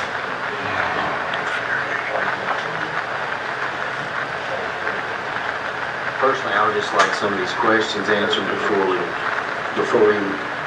invest. I know we're gonna have to, at some point, we've got to do this. But if there, I think, just to think that there's asbestos in the ground and may or may not leave it or anything, I don't know. I'm just not comfortable with that approach. If we get answers to some of these questions and make sure we got all our ducks in a row as far as, the water and all that, then I would be. We have answers to the water question. The water has been studied and certified, and it is perfectly legal to leave it in the ground. Hurt and Profit has answered that question for us. It's when you start moving it is when you get into issues. If you leave it in the ground, you're going to have to cover it up and deal with it later. It's kind of like putting a Band-Aid on it, I guess. Right. Would be the way I would say that. But your request, I think, third bullet down, the request is for demolition and for 30K to cover the abatement of the possible asbestos. Yes, and then if we get that grant through, But regardless of the grant, the request is for $88,000. We may get that 30,000 back if in fact it has to be spent. Is that fair? Yeah, no, I just want to make sure. exactly, yes. Small chance that there's no asbestos. Leaving it there and burying it. Clean it up like it's supposed to be. Yeah, and I agree with Ms. Riley. I know under justification for request, it says if the hazard is twofold, it's structure integrity and hazardous waste. So I would think that the potential for asbestos or even lead or mold, which is probably still in there, would have to be included in that as well. I guess I'm of the opinion we move forward with it. I mean, ARPA, in my opinion, and I'm not the money guy, but ARPA, the American Rescue Plan money that we have, seems to be a really good fit for this type of project as it's currently conceptualized for the tourism and recreation side of things. And so, we're talking about 88,000 or 89,000, out of which we might get 30K back, but it's from a federal grant that we already have. And whether or not we go to the EDA and get it, or whether or not we use ARPA money, we still are up against the clock. And if we don't decide tonight to spend it, we got to come back and have a special meeting in order to get the time to bid. So it's my belief, given the work that's been already done on it, and that we have a valid contract that has been approved by DEQ to do the work, and then the low bid winner for the EDS, that we should move on and see the manage. I agree that Mr. Anderson and Mr. Ivy, cleaning it up and getting it out of there is the way to go. I think we can move forward with the project and get it done. For all reasons. So if they're doing the demolition, Mr. Chairman, if they're doing the demolition and the price that we've got here for that and the bid on that doesn't include hazardous waste removal, does it? It doesn't include removing the asbestos? Yes, $30,000 additional. So if they find that asbestos underneath the floor, Yes, that's included in all of this, and they're going to remove that and dispose of that, no additional cost? well, that's the $30,000. Right. So it'd be 30,000 above the 80? No. Right there. It's 58,000 if we leave it in the ground, and right at 89,000 if we remove it. So the total ask is 88,950. Any more questions? Back to the funding source, if it would be the pleasure of the board to let staff work with maybe putting it on the EDA agenda. They might have an appetite for saying, okay, if DEQ will not pay the 30,000, maybe they might have an appetite for doing that. That would make the county's bill 55,000. I think given that we've got the new trail coming in and the Whitewater Center going up there, the EDA has finally got something in that part of the county that they folks think would be a good fit for our county. So it'd be a pleasure, more we could work, staff would be willing to work with the funding with EDA and the county and come up with a presentable. Yeah, I guess I'm comfortable with whatever solution, if it's EDA or ARPA money. I mean, if we have the money to do these type of things, that's what EDA does, and that's what the ARPA money's there for. I'm just thinking ARPA money because it's not direct county funding, which is EDA is. And so, we got, out of 3.2 million, I think we're still sitting on up 2.5 of that money, that grant money we got. So regardless, it's my thought, I'll make a motion if we're okay with it, but I'll make a motion for the bill account. I make a motion that we approve $88,040 for the demolition and possible asbestos removal for Mount Rogers Street. Okay, have a motion. A second by Mr. Belton. Any further discussion? Okay, hearing none. Roll call vote. Okay. Yes. Mr. Allen? Mr. Belton? Yes. I also yes. Okay.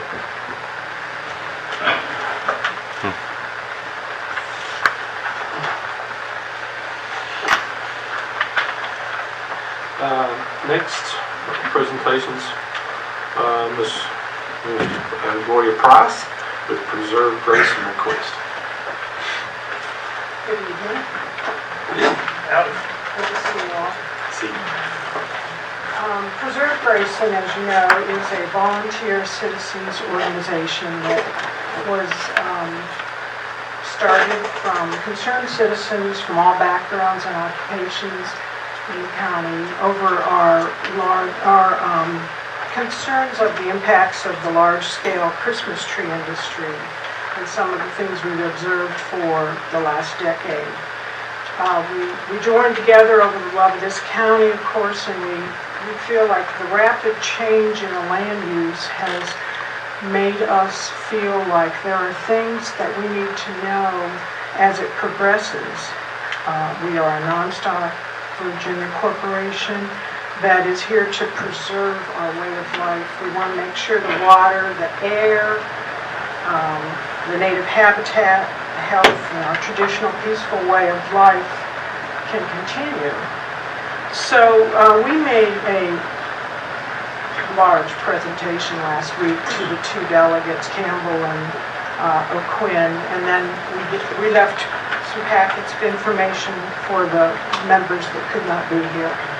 And so you probably had a chance to look over that. So I won't go into all the reasons why we are doing this, but after that presentation, we were wisely given a suggestion that we should ask for some funds because we are doing a lot of volunteer things with our own funds. We are trying to do some fundraising, but the things we are looking for in this request is to get a consultant to implement a water quality study.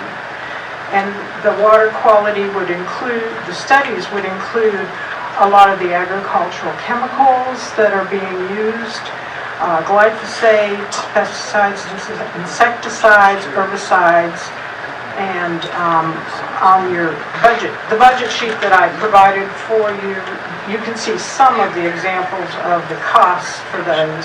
We are continuing to look for the best tests available, and by getting a consultant, we'll know whether we have the right ones. These would be used for property owners' wells, spring water. It would all go to help the county.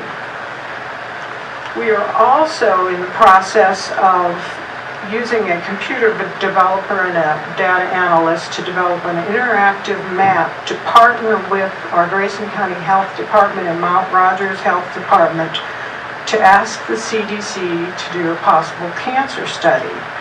This will provide a database to document information. We can't know if we have a problem here if we don't have information. So this map, this interactive map would be user-friendly. It would be anonymous information that would be pinned. People can give us information. We'll put pins on the map to show the broad baseline of the data that we need to see if we indeed have some health issues here. We also have some website costs to keep the public informed, to keep our information open to the public. We've been doing research ourselves, purchasing materials to study streams, and I wanted to strike the last item on that list that I've given to you. That was our previous fundraising efforts. So that's my small ask for the $5,000 request. Do you have any questions?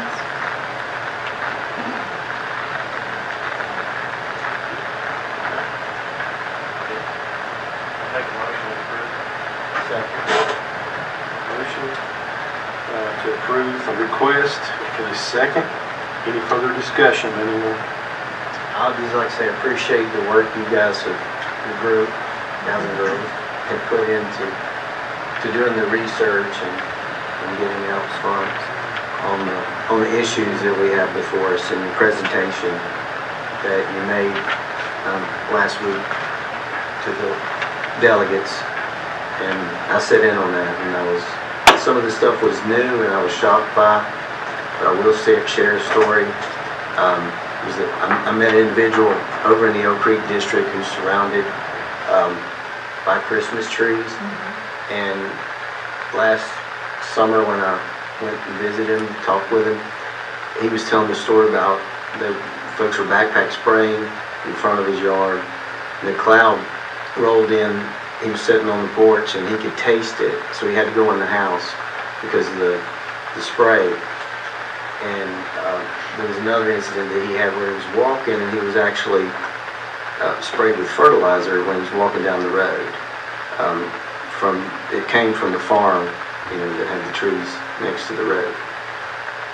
This individual learned just a few weeks ago that he has cancer.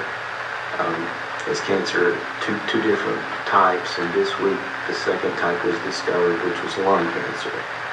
And I don't know that, and I can't say, or anyone probably can't say exactly, why or what caused that, but it does seem very coincidental that he presented these issues a year ago, and I think from him, he's convinced that that's what it came from. But there's a lot of coincidences like that, and you guys shared a lot of stories, so I wanted to share one that I was aware of with you, and I appreciate what you're doing.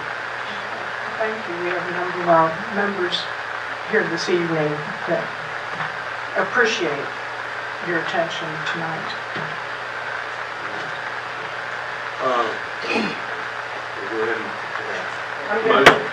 I'm going to leave cards for those of you that don't know about us out on the table if you'd like to check out our website.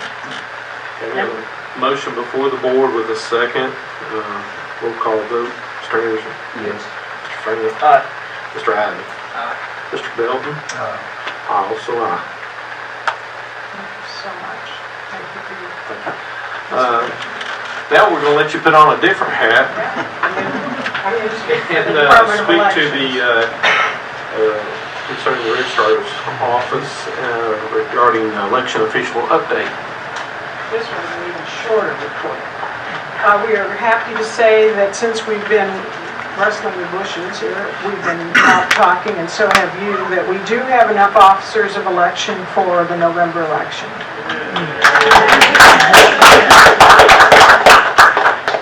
We are still looking for a couple alternates, because you never want to be just, in case somebody gets sick, or you have someone else. I do a name. Okay, good. So that was that first item that we had. And then the second item that we had to update was our budget request. And I believe Stacy sent you all some information concerning, I think, Mr. Ivy, you had a request about why that extra $10,000 was added to our budget. Yeah. Did you get a copy of that sheet? You don't think so? Well, we'll send that out to you tomorrow. Okay. Before Mr. Shepley left, he directed Lisa to work within the existing budget for on the line item vacancy savings, so he thought it could be worked out. But we were trying to pay our officers $15 an hour for all their work. Thank you very much. Are you in need of that money now, or is that something you're gonna? No, that'll be for November. Yeah, well, I know, but I mean, do we need to make a decision tonight on this $10,000 your staff needs to work and figure out first? Is that what is the breakdown of what that $10,000 is for?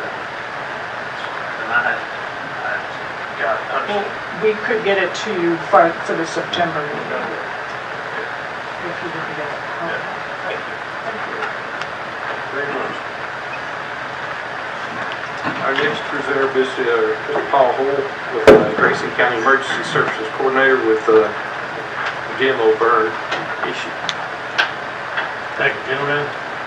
It's been said that when I come before the board, whatever I'm bringing is going to be complicated, controversial, and expensive. So we're going to try and break the cycle tonight and make something simple. We've had several requests since I've been with the county involving demolition of buildings for purposes of basic community service. And when I started researching this, there's a couple of things that jumped out at me. One, we don't have a consistent policy in the county for doing it. It has always been kind of at the discretion of the fire department, the volunteer fire department, and whether or not they felt they could safely support a burn operation. We do have a permit process through our building official to authorize it under certain circumstances, and I've had discussions with them. We're pretty comfortable with that process. The reason I'm bringing it before you tonight is there are some complications, kind of some unintended consequences that have developed over the years because of primarily because of insurance. So demolition of a building for purposes of just removing a building for community aesthetics or things like that does not constitute an emergency operation. So a fire department, a volunteer fire department, can certainly still take on that responsibility if they choose to, but because the county pays their insurance, their workers' comp insurance, and their line of duty insurance, it would not be covered under those processes. So it'd be similar to pulling a car out of a ditch. That's not an emergency operation. If one of our people gets hurt doing something like that, it would not be covered.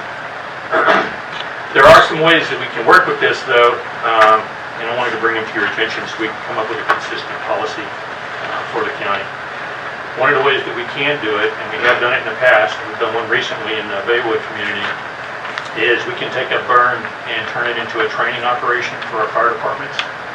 Generally, there will be multiple departments, so there's actually some benefit to more than one agency when we do that.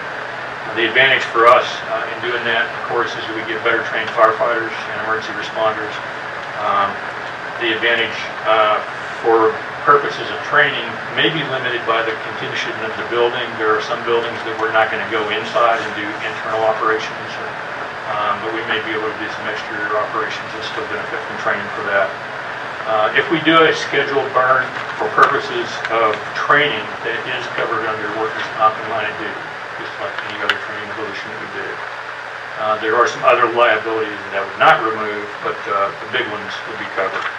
I also queried the surrounding jurisdictions to see if they had policies so we could be kind of global in our approach to this.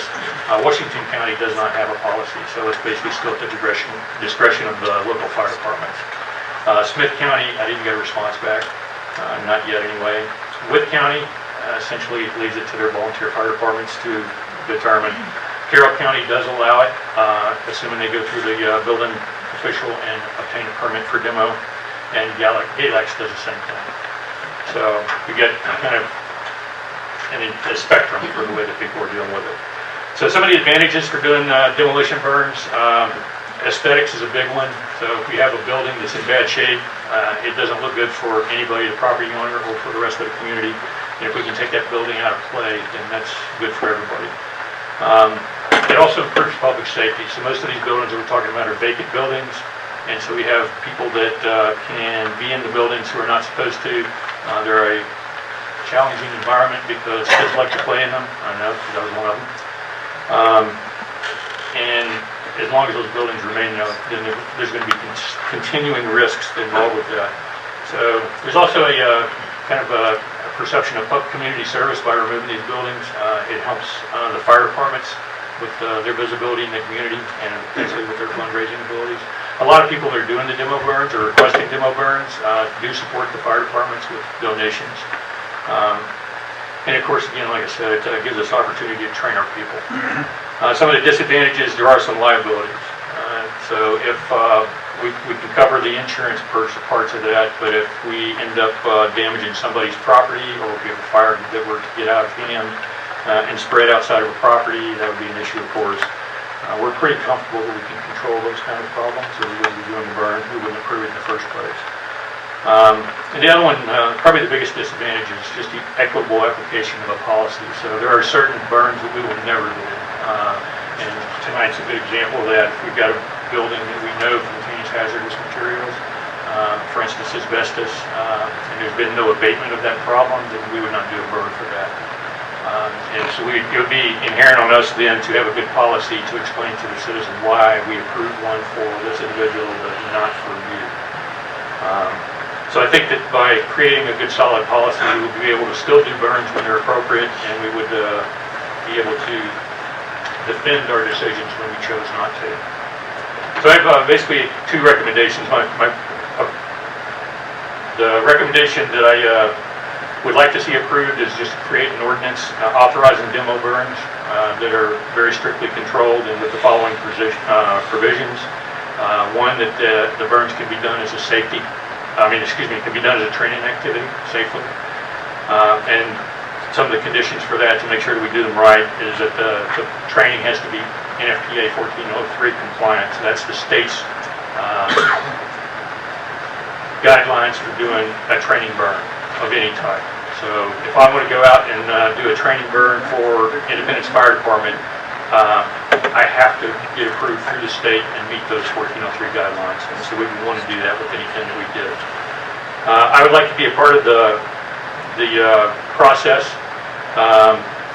So I would like to be able to help the agencies develop an appropriate training plan if they need it, and to sign off on one once they've got one. And I would also like to have the opportunity to be on scene and act as a safety officer and kind of look at the global look when we are doing one. And we've done that since I've been here anyway, so that's not a new thing. We would also suggest that the burn had to be permitted through our building officials' office, as it already is, without any restrictions on their part. We would recommend that we require coordinating with our stakeholders and our public.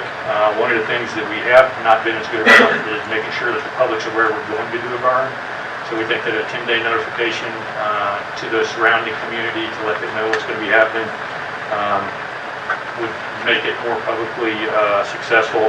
And then we also want to make sure that our other partners, our Sheriff's Office, Department of Forestry, Department of Transportation, when appropriate, that they're all part of the process also. If we choose not to create an ordinance, then I would, in order to remove the current liabilities that are unstated, or unresolved, I think we should amend the current burn ordinance to specifically address demo burns. And probably it would be that we're not doing them at all. Most places in the state, it's kind of dependent on whether you're rural areas do demo burns. Metro areas and municipal areas don't. That's just kind of the way it is. Mostly due to liabilities and insurance requirements and public opinion, to be frank. I think demo burns provide an opportunity for our agencies, for our firefighters, and for our community to improve our community. So if we can see clear to approving a demo burn, I'd be happy to be involved in the process of writing and make sure it works well for you. So the main driver is the ordinance would provide liability coverage for these departments to do demo burn. Yes, That's ultimately what we're doing. We're going to say the ordinance will allow us to cover their liability even though it's a non-emergency if something happens, because they're doing a demo burn. It could be a training burn, essentially, is the way we Right, but it gets them that coverage even though it's not an emergency. Yes. That's what you're after, right? Yes. Okay. Mr. Hyman? Would it be possible that you could show us a copy of the existing ordinance and then show us an example of the ordinance that you... Right now, we don't have an existing ordinance. We have a nuisance burn ordinance, which basically says you can't burn trash. You can burn vegetative material, you can burn agricultural materials, we just can't burn anything other than that. So a demo burn, technically, if we do one, is in violation of our own nuisance burn ordinance. So if liability insurance is the issue, it's my understanding that fire departments now, if they do a training burn, they're covered under their liability insurance. If it's a training burn, yes. Right. And in order for them to do a burn, currently they have to operate under the NFPA and be 1403 compliant. That's already a requirement for them to do that, is that not?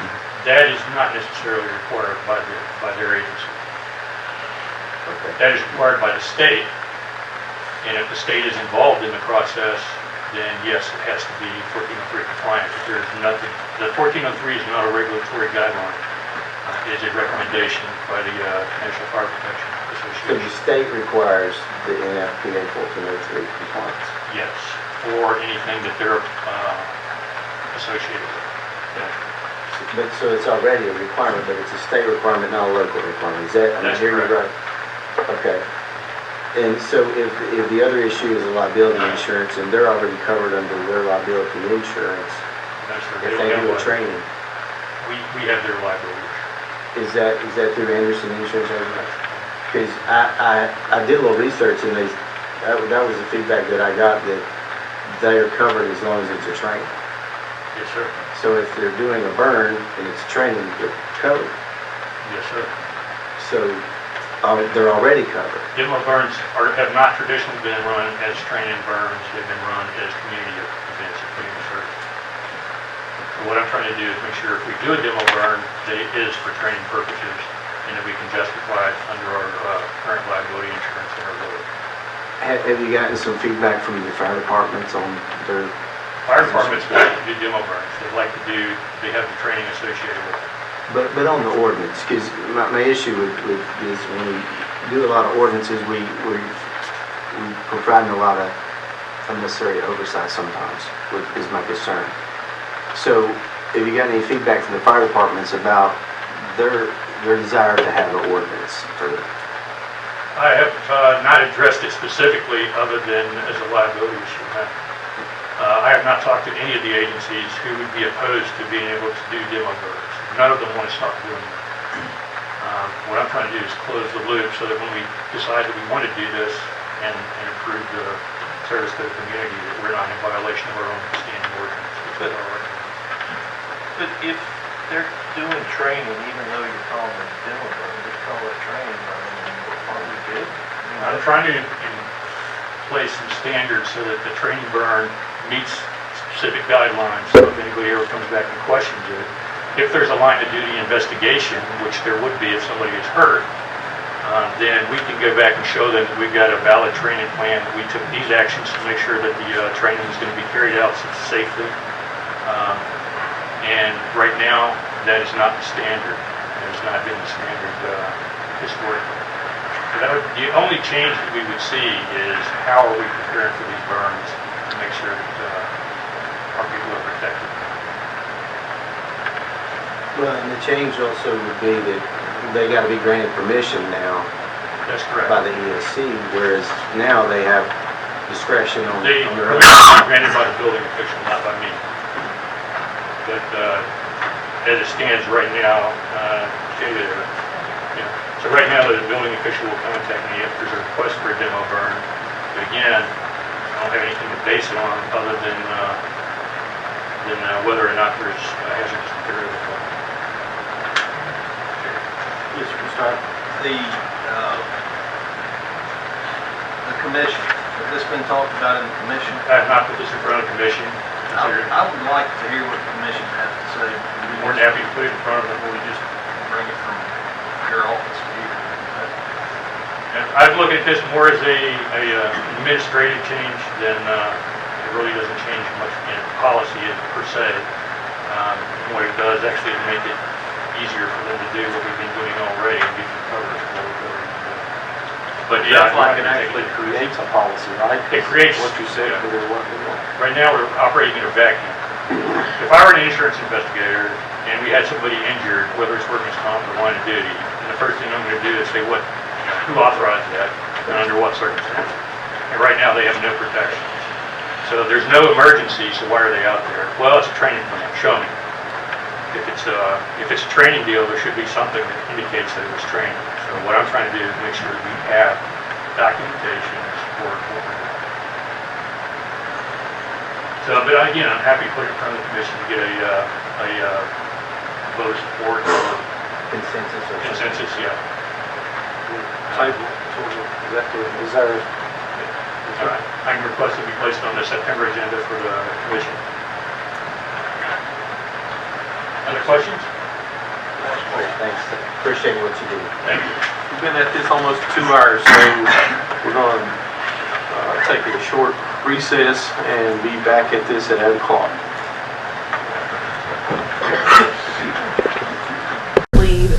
I believe they are on board with the proposal.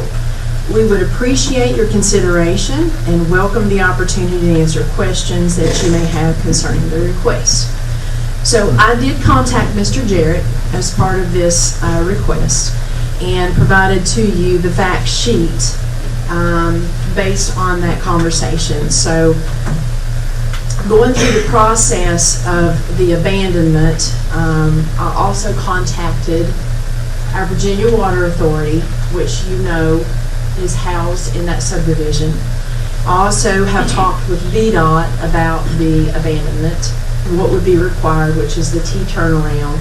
The other thing I want to mention, this subdivision was also a hot topic at one time because the columns that were actually installed at the entrance was put in the VDOT right-of-way. The new owner has agreed to remove those columns. He does not want them. It is a hazard for emergency fire and rescue because it's so narrow. They have a hard time getting through in addition to VDOT's plows for maintenance. So Mr. Jarrett has agreed to provide a deeded T turnaround for VDOT, and he will remove those columns if the request is granted. The gate that he is planning to use is nothing more than just an arm like you would see at a hospital. It would be keyed access into the subdivision. It's my understanding the Virginia Water Authority was receiving some damages in their area up there. And I also, the other thing that I wanted to mention, also talked to the town of Independence. Interim town manager agreed, in addition to the board, water board, also agreed that the abandonment. So with that being said, do you have any questions for me about that request? Mr. Bell? What about, that's all dirt road, Yes, sir. and part of it's, you go through North Carolina to get to it. Yes, sir. What about North Carolina? Are they going, Now, the section that they're only abandoning is inside of the subdivision itself, which is 1/10 of a mile, and it's in Virginia. But to the gate will still be big. In Virginia, yes. And I think they- the map kind of shows you where it's proposed. They're not requesting no kind of paved road, real rustic or all that. okay. No, he's going to, apparently, they will maintain that themselves. Anything else? Just for clarity, so they want to abandon a state-maintained road, but yet there's still government access required because of the water authority folks, right? Yes. So why can't they just put a gate up and VDOT has to code and they can still keep a state-maintained road? What's the, I think it's just really, the intentions is to just keep the traffic out. And they're That gonna- is a good point, though. I mean, we still got, we being the water authority still has to have access to it. Yes. I guess they want to abandon it. So, are we looking to take action on this tonight? I think we already got it. And I wanted to mention that. I do have a resolution with an intent to abandon for tonight's board packet, if the board so chooses to proceed with that advertisement for public hearing. So what you're really asking is to approve the public hearing. Yes, sir. Mr. Smith? I was just going to mention one thing that I've been over there being on the water authority. I'm not on it now, but those columns, this would eliminate an issue for Grayson County, getting rid of those columns. They are close, an emergency vehicle, whether it be an ambulance or a fire truck going through those, fire truck especially, that this would eliminate a hazard for us. And I did speak with Paul in regards to emergency management, and it is my understanding that emergency management has a specific code for those to be able to access that in the event of emergency. So, the columns you said that he put on the state right away. It's not, it was the previous owner, not the new owner. The previous owner put columns on the Yes, state sir. right away. And he's willing to take them down if he gets his wishes. But wouldn't he be required to take them down anyway if they're on state right away? That is a good question, and I posed that back to VDOT. They have not addressed it. I'd like to know the answer to that. I've got some documentation where previous planning director has tried to inquire, but the previous owner just did not proceed with the. But VDOT's not giving you a response, is it? No, sir. They didn't push it at the time. They did not. Because it sounds like a safety issue whether they approve it or if we don't approve it. I think it was just a matter of, hey, we finally get what we've asked for so long. And he's agreed to terminate them and not even put them back up. Because I tried to encourage him to just take the columns and move them. You know, I thought he was gonna do a gate like Point Lookout, but that's not the case. That would have been a better approach to took them down and say, hey, we want to make sure it's safe when there's been an issue, but Yes, sir. I kind of don't like the holding it over your head approach. The water authority, what was their position on it? They were The okay. chairman, I talked to the town manager at Independence, which I believe is, I'm sorry, his name's leaving me. He is the board. I'm sorry. Kenneth Law. I'm in Sparta. Yes. I think he is the chair for the water authority. And they had a board meeting that very day and brought it before the board, and he contacted me back and said they are all in agreement. So you're asking for us to just approve the public hearing? for Yes, sir. abandonment. To proceed with public hearing for abandonment. I'll make that motion. Motion before the board in a second. Okay, this require a call on this, just on, Can we restate the motion, just to be clear? This is for public hearing, this is not to, Is correct. Public hearing for the intent to abandon. so we'll just do a regular vote on that, all right? Okay. All in favor signify by saying, it was a vote discussion. All in favor signify by saying aye. Also aye. Any opposed? Okay, off that.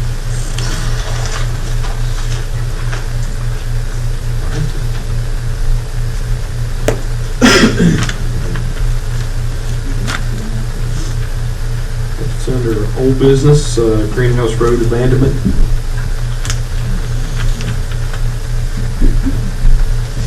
I'm coming into you tonight to discuss the Greenhouse Road abandonment. It was brought before the board last meeting, but was tabled. And, Go ahead and take that coat off, you please, just a minute. Greenhouse, come before the board last meeting, and it was tabled, just to be able to have everyone here available tonight to make a decision. Since then, we have received numerous letters of opposition, and I was given today a list of 37 people who have signed the petition to not abandon Greenhouse Road. I did have a conversation with Pam Heath earlier today. I wanted to make sure that I had the language correct when it comes to the Board of Supervisors abandoning a secondary road. And so she gave me a statement today that it's up to the Board of Supervisors to abandon a secondary road, and VDOT will abandon or take into consideration abandonment of a primary road. So that is why we're here tonight in front of you guys about the abandonment request for Greenhouse Road.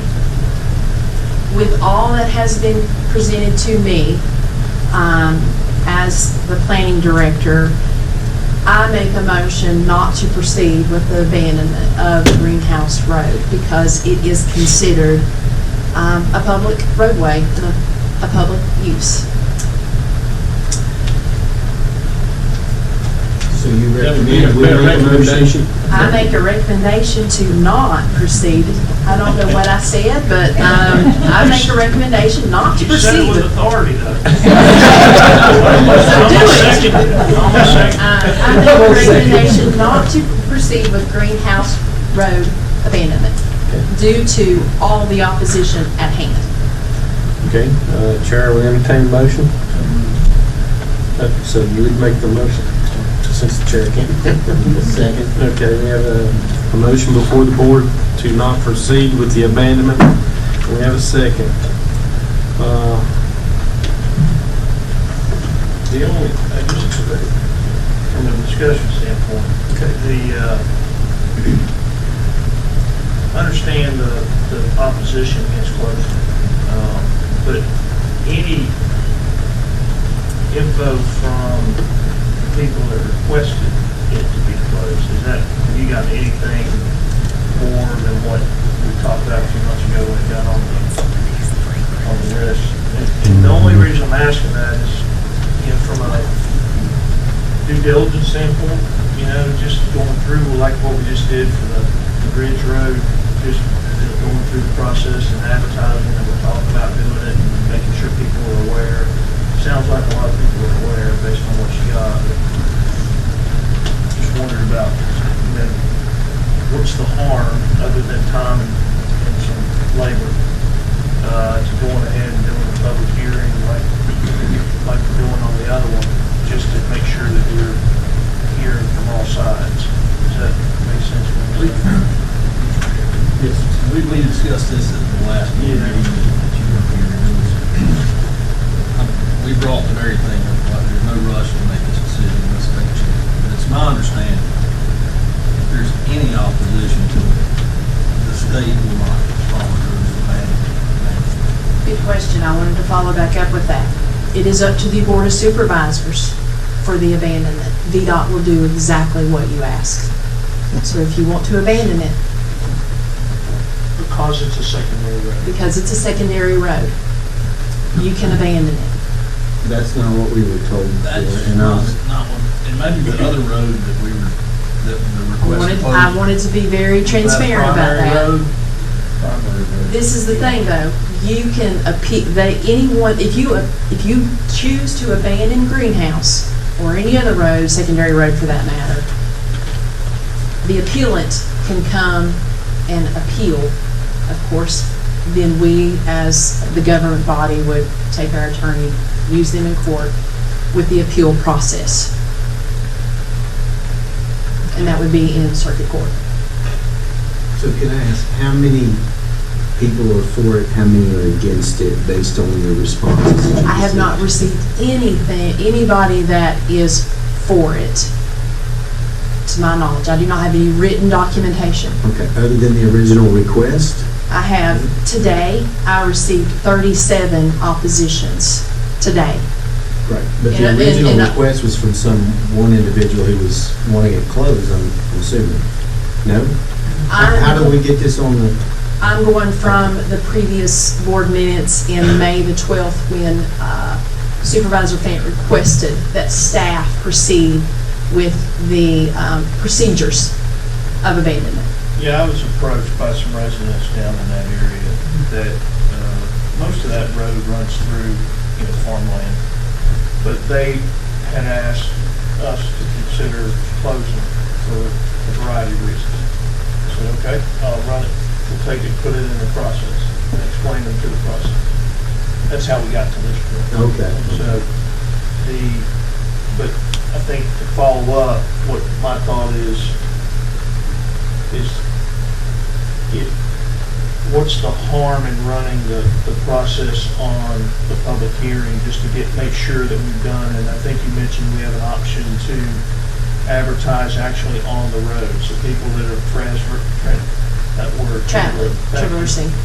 Using it, would have signs there saying, they're thinking about abandoning this road.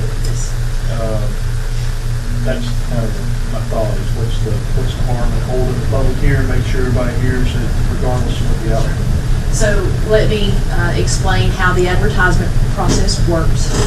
We have two ways of advertising. We can advertise 2 consecutive weeks that we're holding a public hearing in the newspaper, whether it's Galax or Deck or both. The other option we have is to post it every so many feet along Greenhouse Road. It is staff's recommendation, if we choose to go that route, that we use the road advertisement. And I say that because I feel as if not a lot of people any longer uses the newspaper for their news. They use social media, or the other option is we also have to placard it on the front door of the courthouse. And not everybody is up here every day looking for public notices. So I would encourage the board, if you do want to proceed with the public hearing, to allow staff to post the notice with the intent to abandon on the public road, on the secondary road. So we've got a motion and a second. Yeah. We have the original motion that has been seconded. Any further discussion on this original motion? Okay. Do we have a... I do have one question. Okay. For Jay. All right. So the first road that we had public hearing on closing, I forget the name of that. Sweetwater. Is that a primary road? It's a secondary road. And so is Greenhouse. Right. But we were told by DOT in that meeting. I heard it too, Because because, if there was any opposition to it, the state would not go through with the process. and Supervisor Ivy, I heard that too. I went back and I re-listened to that meeting, and that's why I confirmed today with her exactly what the requirements are. So had she misspoken, or was she referring to an old? No, okay. So I guess it doesn't matter. even if we decide to follow through with this process, even with the opposition to it, is it not true that once it gets in the state's hands, they have to go through a process that would ultimately fail if it had any opposition? I do believe so. All right. So we have the original motion, which is to not pursue the abandonment. And is there a second motion before the board? Are we not gonna vote on the first motion? We have to vote on the second one first, if there's a second. I have not heard a second motion yet. Yeah, I mean, it's my feeling that we should proceed with the process, just to make sure that we're doing our due diligence. So I make the motion. Got a second motion to... Advertise for the... You can amend the motion. You can amend You it. vote on the amendment, and then you... Nobody said anything about amending, they said second motion. Well, I'll make an amendment to the motion. Does that have to be seconded? Has to be seconded. So that's my amendment to the motion, is that we proceed with Amendment. Proceed with that. scheduling a public hearing for the Second. The second motion dies. It's not without a second. Okay? So going back to the original motion, I'll ask for, we'll call vote on this. Aye. I also aye.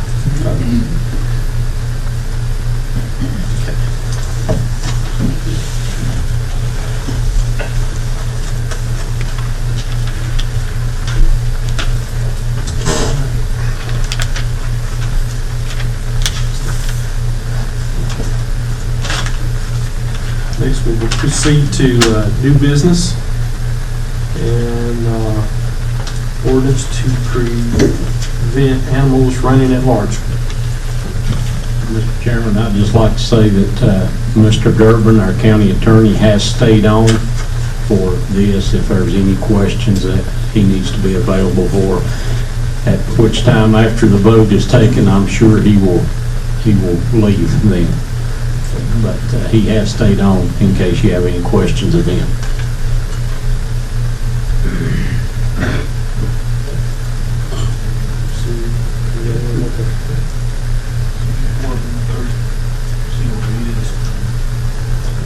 Can we just get a summarization of what the folks out there probably are wondering what. Yeah, we can, I don't think it's that lengthy anyway, the ordinance itself. Can we get staff to do a reading of that? Yes, sir. I will. An ordinance of the Grayson County Board of Supervisors regulating and prohibiting animals trespassing or running at large on public highways. Whereas the public has raised concern with regard to animals trespassing on private property and running at large upon the public highways, and whereas the Board of Supervisors of Grayson County, Virginia, the board finds that allowing animals to trespass and run at large on public highways in Grayson County, Virginia constitutes a threat to health, safety, and public welfare of the citizens of Grayson County, Virginia. And whereas pursuant to the authority provided to Grayson County, Virginia, found in Section 542-1218, 3.2-6543, and 3.2-6569 of the Code of Virginia 1950 as amended, and upon consideration after public hearing duly advertised, the Board of Supervisors of Grayson County, Virginia has determined to regulate and prohibit the trespassing of animals and the running of large animals on public highways in Grayson County, Virginia. Now therefore be ordained by the Grayson County Board of Supervisors as follows. Number 1, it shall be a violation of law for the owner or keeper of any animal or fowl, except for dogs, cats, or honeybees to allow or fail to prevent such animal or fowl from trespassing on the property of others. Such animal or fowl must remain on the real estate upon which such animal or fowl is kept and upon the real estate located in the Grayson County, Virginia, in which the owner or keeper of such animals or fowl has the right to keep such animal or fowl.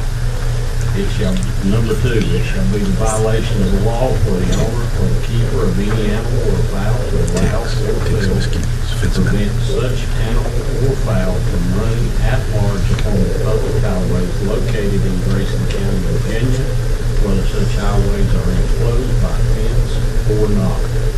Number 3, this section shall not be applicable to dogs, cats, or honeybees. Number 4, on notification that an owner or keeper of animal or fowl is trespassing or running at large on the public highway, the owner or keeper has the responsibility to immediately capture and secure such animal and return the animal to the owner or keeper's possession and control. Number 5, if any animal control officer or law enforcement officer having jurisdiction within Grayson County may, should that officer find any animal trespassing or running at large upon any public highway in Grayson County, Virginia, capture and impound such animal and or require the owner or keeper of such animal to legally capture and remove such animal from trespassing or from running at large on the public highway.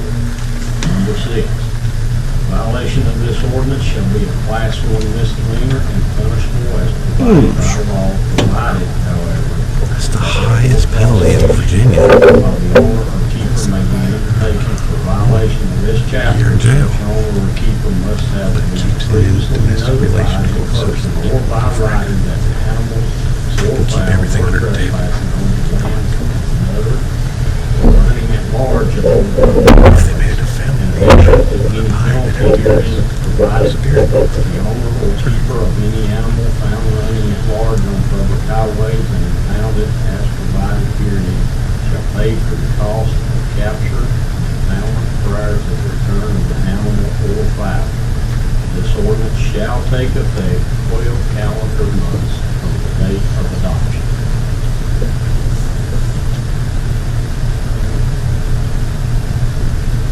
Make a motion, we adopt the ordinance. It's already unconstitutional.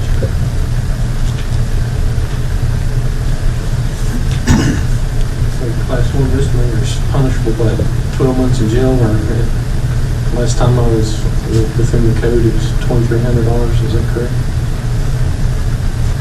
2,500. Is that correct, Mr. Durbin? That's correct. Okay. And Second Amendment rights.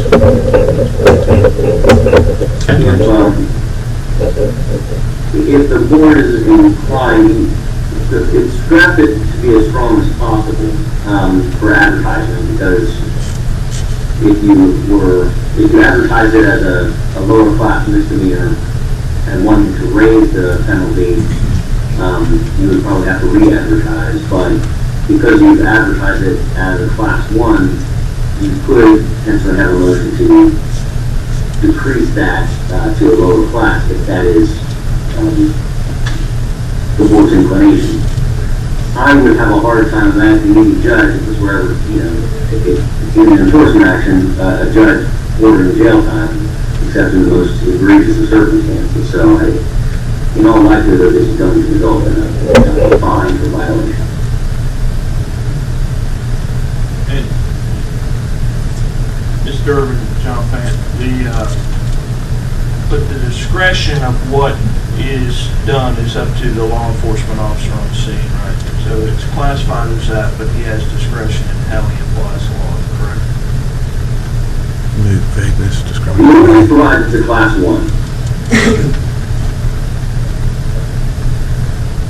Okay. But, so you're saying that just flat out, that's what the ordinance says, but no comment on the discretion? I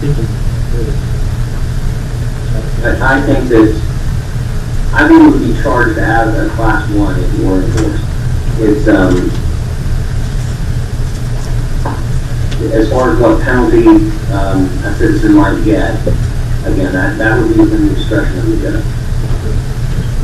Thank you.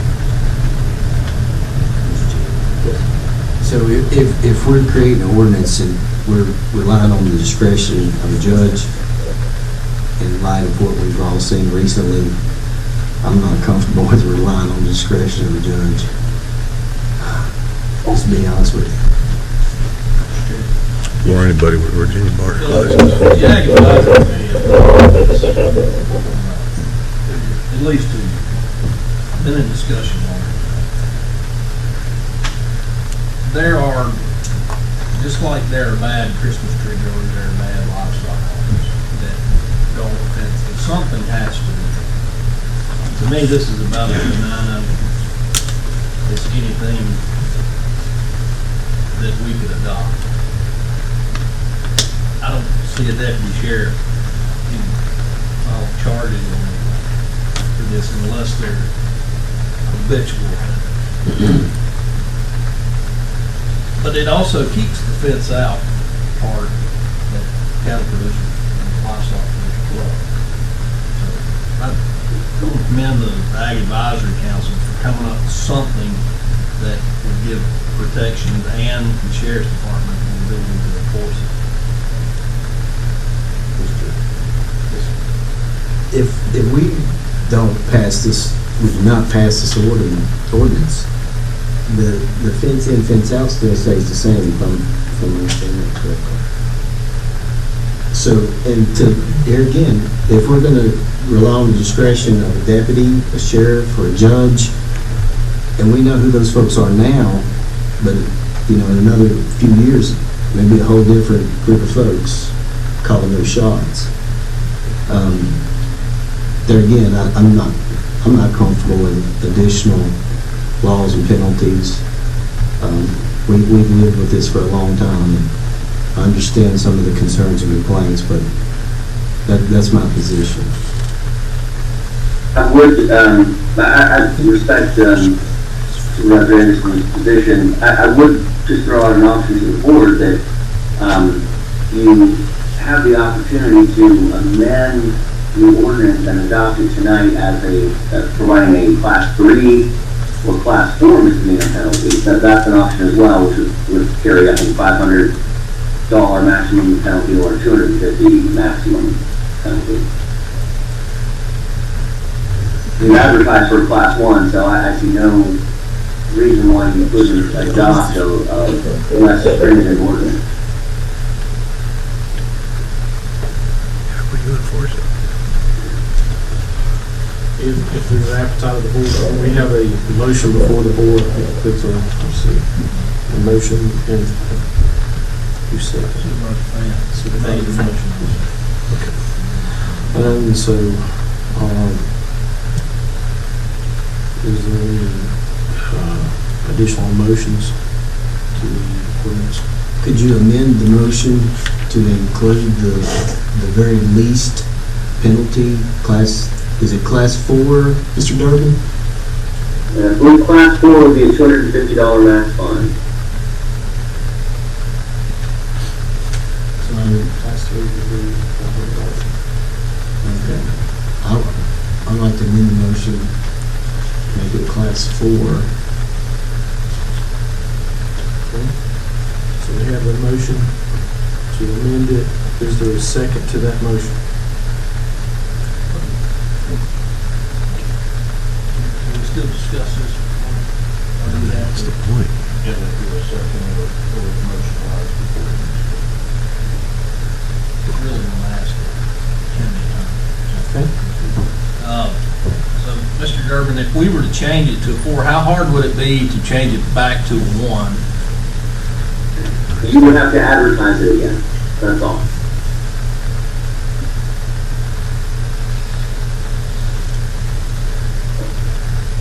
But Mr. Durbin, we could also, if it becomes a problem, we could amend it, we could change it to lower. And we wouldn't have to advertise, and we wouldn't have to make a vote. But by the time you do that, somebody's already been charged with the hire, and they're not gonna, So it's just a good track record for us that we know we're gonna be liable for. So, we basically, the staff is just asking that you all allow us to open up this account. So we have specific things about tracking the receipt expenses associated with the sale. And does the staff have a recommendation for the uses of the fund? That's still open, but I did suggest as the county attorney, and I spoke on this, I said, okay, we run a daily report program. I was just in that office today, and I said, we bought some drug tests that we had purchased in the county. He said, that's perfect. That, the classes that we offer, and everything else, they have participants have to move through. So I think our daily report is a good place to look at, if there are any things that the daily report is probably a good place to spend.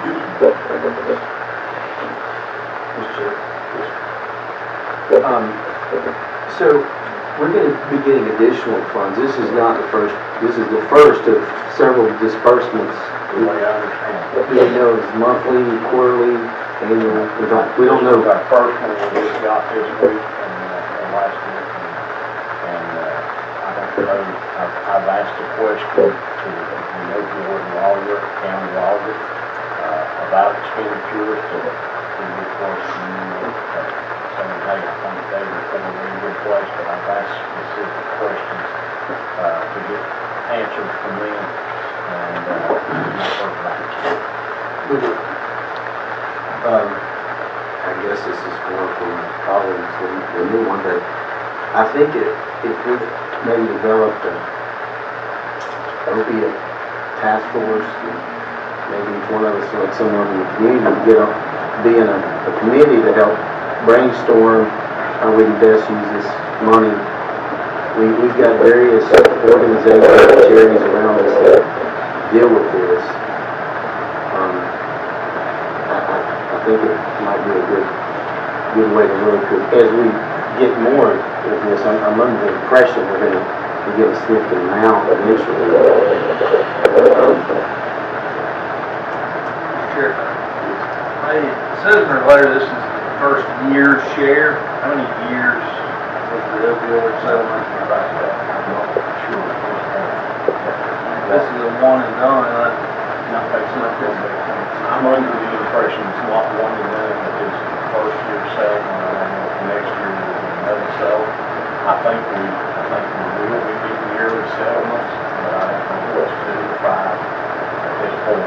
My understanding was this is and I've communicated a little bit with Senator Pillion, who was championing this, and I may be totally misunderstanding, but this was the first year settlement, so there's a potential we could get more even this year from that first year settlement. They wanted to go ahead and get some money out there so folks knew.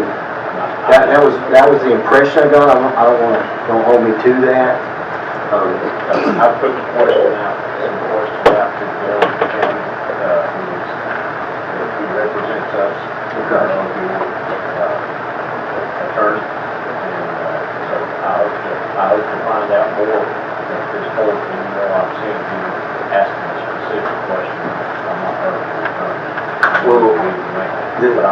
Right.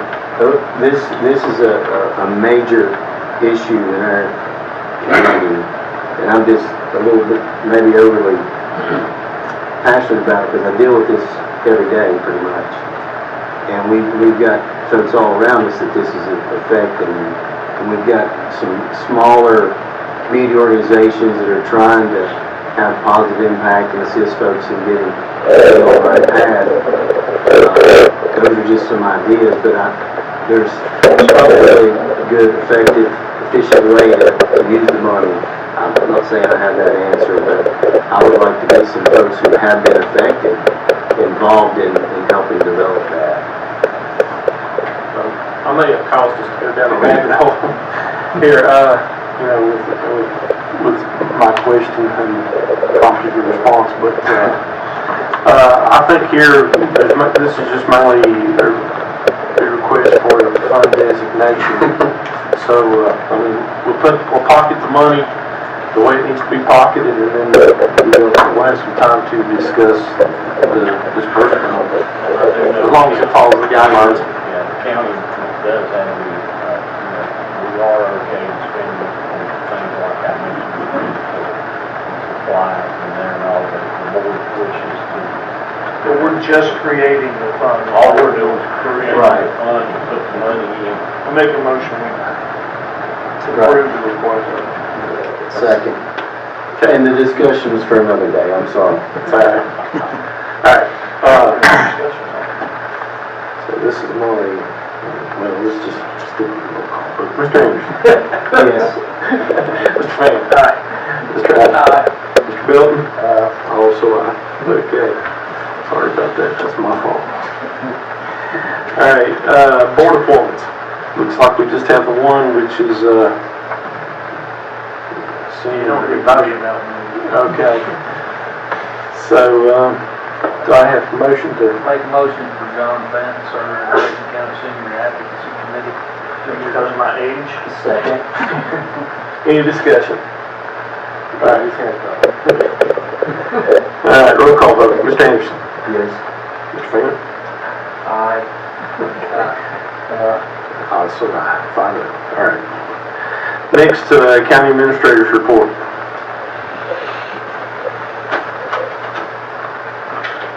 Hey, Mr. Chairman and board members, just a few things I want to make you aware of. The Ag Fair starts tomorrow. I think we all know that. It goes Friday and Saturday and Wednesday again. I think it's gone now. It has put a lot of time, along with others, into this effort. And so just want to throw that out there so that everyone that can will go and support that. River Cleanup Month is August, and we're into that every Saturday, August 13, 2027. I think one got rained out, storm. But also wanted to show this picture, and this is at two of our DWR sites. Over 31 bags have been distributed by the 2-bag stand as of 8/7, and from the 2 pictures you see, they're working. And so that was from Keith Andrews. So a lot of good effort there going into that on our cleanup of our new. And I know we're all interested in keeping the New River clean as we can. Grayson County Tourism. Tracy, I think, is gone now too, but accolades to her. She won Best Video and Visitor Guide for Southwest Virginia Tourism Network. So that's quite an accomplishment, and we'll throw that out for her. I'll be attending the Bay Coast Summit Conference in Roanoke next week. A couple of days out, I think Wednesday afternoon through Thursday. So if you need something, call the boss.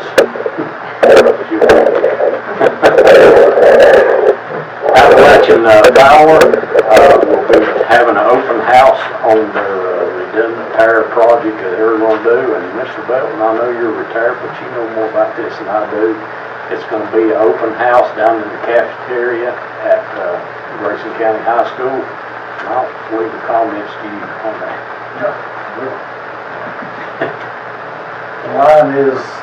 Line now comes to Independence from Freeze. it's one way in and one way out. When that line goes down, it takes everything from Elk Creek to Flat Ridge to Mount Wilson to town out. And it can't be put back on until maybe partially we can come back through Sugar Grove. Or they can now. But this new line that you're looking at and the comment is it comes right out of freeze just like the other one, but it don't run on the same property. It's moved over. So if this line goes out, this line will feed the station and keep everybody on. It'll actually go into Baywood, have a station, a new station in Freeze, a new station in Baywood, which Baywood is to the hill with overload. Circuits can come out of that, but then it goes from Baywood Station to Independence, so that's a redundant power. Like I say, if one goes out, the other will feed it. And then they'll be rebuilding this other one because the line through Pine Mountain, it's been there a long time and, well, it's had power. And it really needs to be upgraded.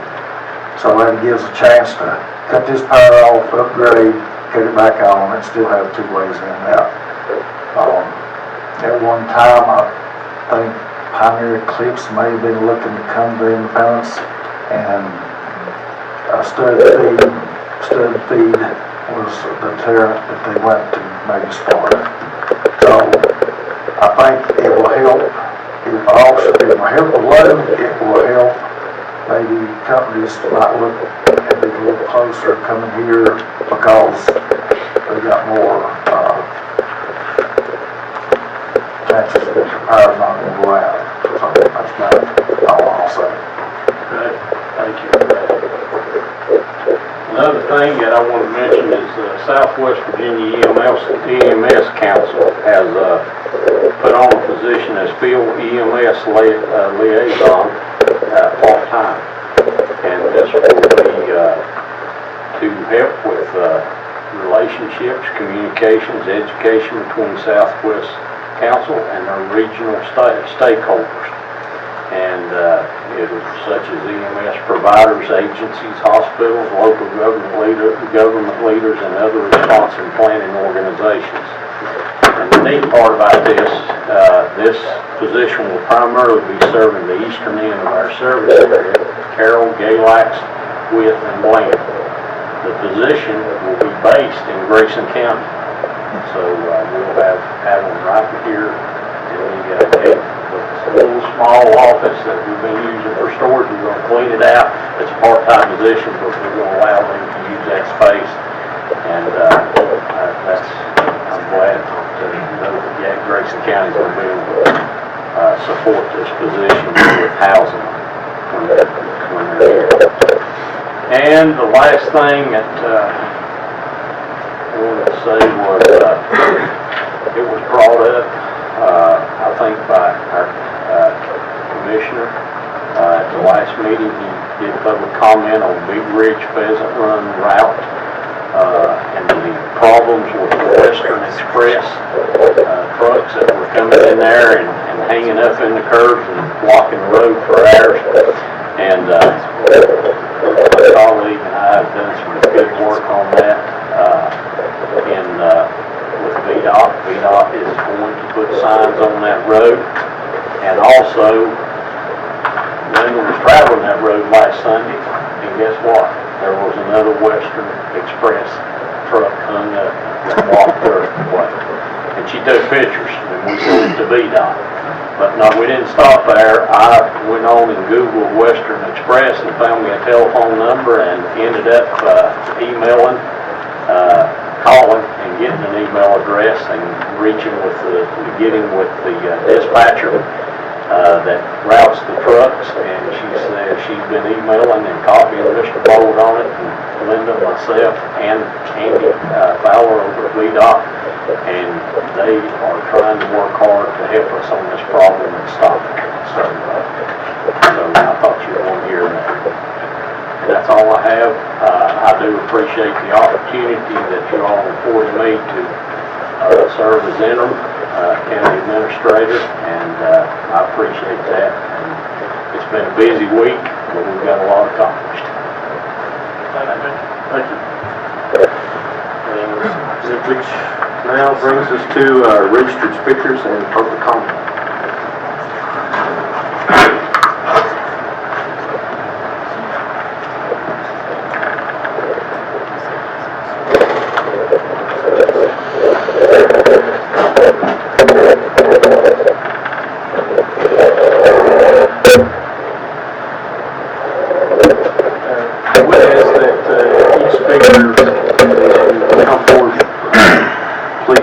Give your address and name before you speak, and then please try to limit your comments to 3 minutes. And that is Jennifer Snow.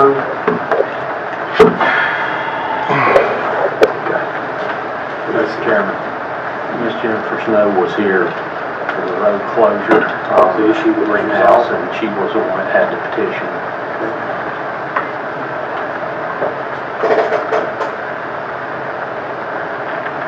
I think it's Jim Barlow. Okay. She must.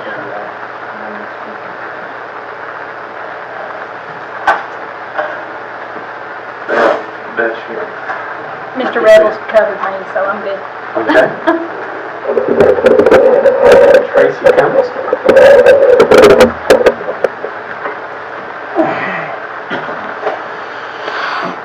Cummins. I live at 743 Hartwell Road. And I wanted to talk to you all tonight about not just Gigabeam, but about what we're going to do in the meantime. I live, it was a beautiful place. For 22 years we've lived on Powder Mill Road. I grew up there. This is just a short 3-mile drive off of Highway 21. It's also surrounded by these horrible Christmas trees that are killing us and our animals. I hate it. Anyway, that's disgusting. Okay, so you turn on Comer's Rock Road, take the second left on Stone's Chapel, and then you're right on to Powder Mill. Here is where the new Gigabeam ends. It ends. This is also where cell phone signal dies. And this is where CenturyLink refuses to maintain their existing lines for years. This has been an issue. So this is not a new thing for us. Gigabeam coming along, I think, has made it worse because they're like, well, why should we bother? You know, they don't even respond to our requests when things are out. So just recently, our internet and phone line was out for 3 weeks. It was spotty. It came on a day or two, and then it rains, and it goes back out again. That's kind of the common, and it has been that way for 20 years, or ever since they took over from the last people, Embark. You know, so these are old lines. They've told us that. They've told us they're not going to fix them. Okay? So I do think we need to address that while we're waiting for Gigabeam. And thank you for your research because you have answered some of my questions. I do appreciate that. But anyway, we live in what I'm going to call Grayson County's Bermuda Triangle. We are in a black hole. We are seriously have no modern communication whatsoever. We're sending smoke signals. Okay. Now my brother did get the Gigabeam Tuesday, because he could see the tip of Point Lookout. We, however, live nestled right into the north of this hill, so we get nothing. We get nothing. So we're screaming for help. But anyway, CenturyLink has just been poor the whole time. I hate it, but I have nothing good to say about their service.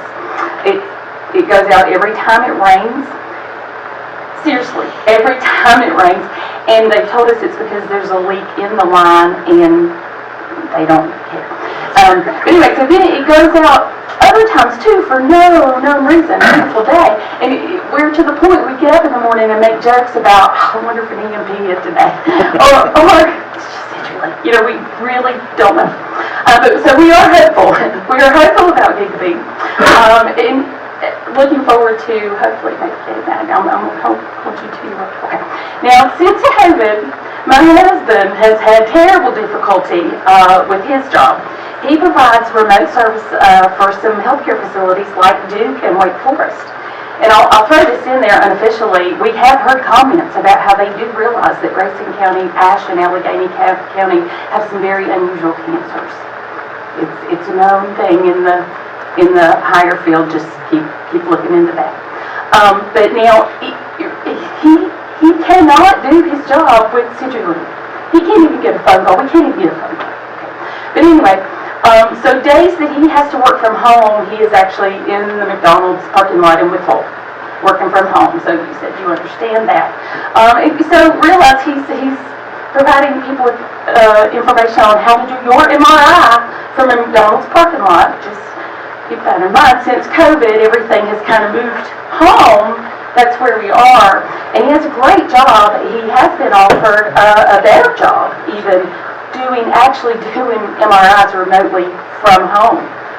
I mean, that would be amazing. He cannot accept that job, of course. And he doesn't want to work 8 hours a day in McDonald's. Anyway, so we can't do that in this black hole. Now, I realize it seems ridiculous. I feel ridiculous coming here telling you that I need internet. But I do. And Zeke, I told you this. I just recently went through a pretty big ordeal, it was last year, getting Governor Northam to sign a document stating that my state insurance would allow me to get a new insulin pump. It was a very difficult task, and I even included Israel Quinn on that. He helped me tremendously. Whatever he did, his office took care of it. Ralph Northam signed the document. I got the new Omnipod insulin pump. I just got it. The FDA has just released it. May. I got it in June. Realized I couldn't set it up because it requires internet. Now, I did go to my son's house in Whittle and set it up. But I had to wait until I knew we were going back to school. I work in the school system. I have to be somewhere where it can hit the internet for updates. And it doesn't have to hit the internet all the time to work. It just has to hit for updates. So something that happened the other night, I was at home, and it alerted me that it can't function until I get it updated. I had to get in my car and drive out to the fire department at Elk Creek to get it to hit cell tower, whatever, update. Came back home and crawled into bed. That's wonderful. So, you know how when your phone updates when you plug it in? Well, that's what this needs to do. My phone has been waiting on an update for a couple of weeks, too. Anyway, so it's kind of the same concept. It won't work properly. It's giving me alarms, needs updates. Okay, so that's what I'm dealing with. So this pump, this new pump that the FDA is kind of like the pancreas for me. And it communicates Bluetooth. I hate being a technology person. I'm not a good technology person. But it will be wonderful if I can get it to work. It will give me a chance at good health and a longer life. And I'm looking forward to that, but I gotta get some help in this black hole. I need some help. So I'm coming to you to ask you for this help. You know, sure, gigabit, that's great, but we need something in the meantime. We need some accountability from CenturyLink. We need a cell tower on our mountain. I don't know what, because we've looked into Starlink, we've looked into HughesNet. We got nothing. Nobody says we qualify for anything. So, I just want to ask your help. And the sad thing, I guess, about where we live is this beautiful place, but we're going to either die of cancer or I'm going to die with a dead pancreas. I mean, it's just, you know, something's going to get us. But anyway, I know Jesus Christ is my personal Lord and Savior, so that's okay. But I would appreciate your help, and thank you for listening to my smoke signals. Thank you. Thank you. Is it too late to sign up?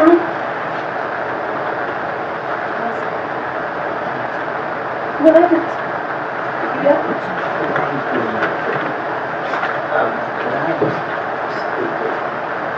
We had something drafted back, I can't place it now, and John probably knows about this letter to the SEC about the board service that we were getting from CenturyLink, and I think at that time it was on the other end of the county. This was a joint, I guess, presentation that several counties was making to the SEC in Richmond. They were presenting, and I think we also had the opportunity to forward.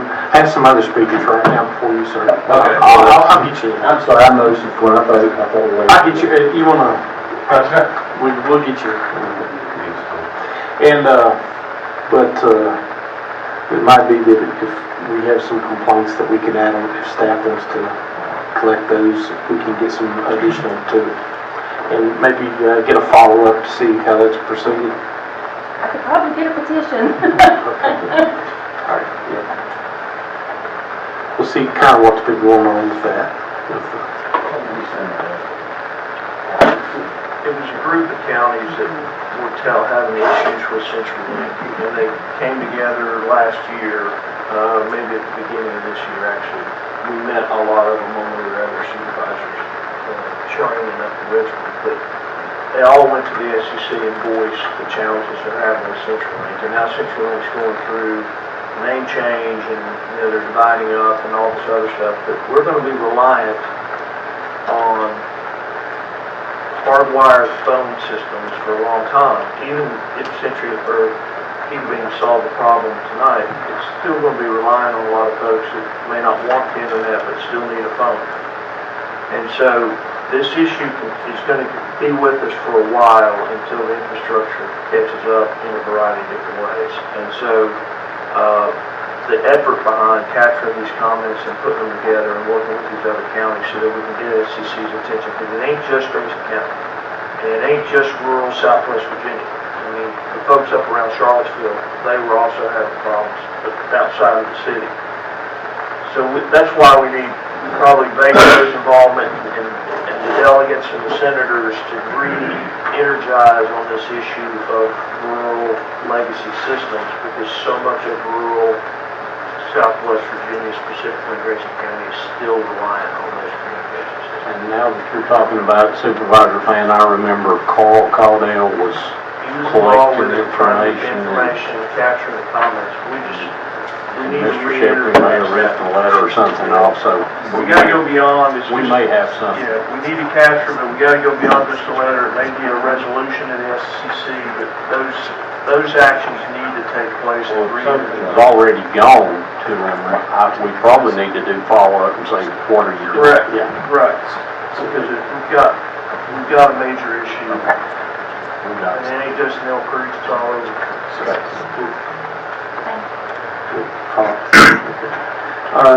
Mr. Brad Cummings. Thank you for your time tonight.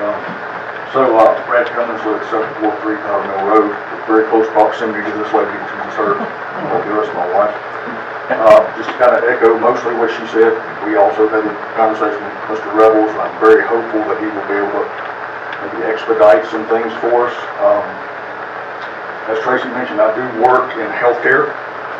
That requires me to travel a lot of times.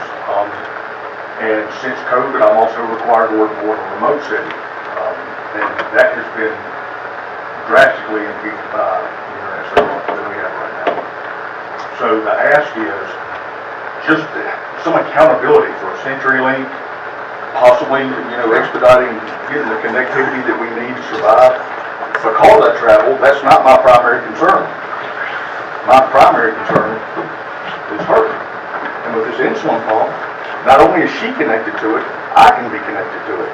So if she has a safety issue that she can't respond to, I can. But we can't even do that now.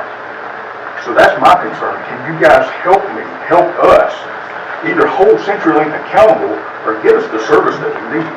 It's a shame I sit on my front porch and I can see traffic on Highway 21 from my house.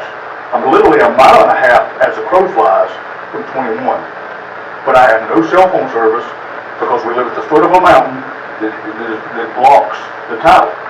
So that impedes us also.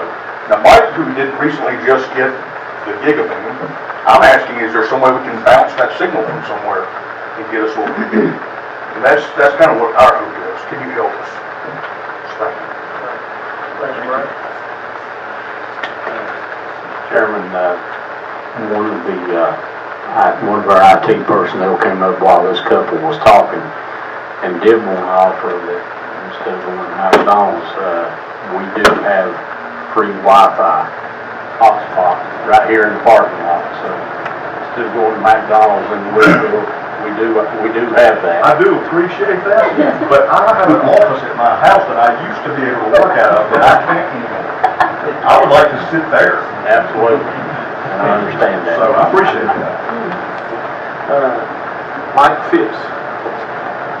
Yeah, I'm Mike Phipps, 766 Powder Mill Road. I live right across the road. To be short and sweet, they pretty much mentioned everything. We don't get cell phone signal very well. The further up the road you go, it gets less and less. We do have some elderly folks and some seasoned folks that have health issues, that the phone is very important to them, as well as us. I'm the last house up the road. I'm about a third of the way up the road, and I'm the last one that can see one look out. So I was fortunate enough to be the first Wi-Fi recipient from the get-go. It's worth the wait. We love it, but it stops with me. So we need, again, with CenturyLink, we need some kind of help to get them on board to fixing us right.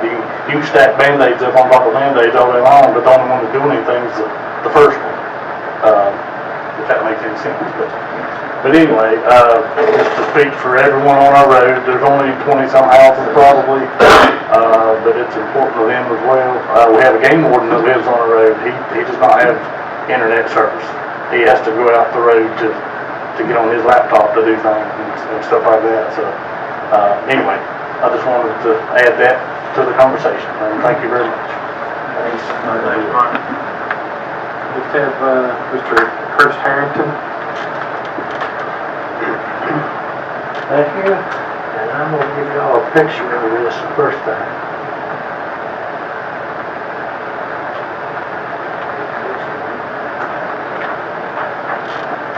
This is what I built.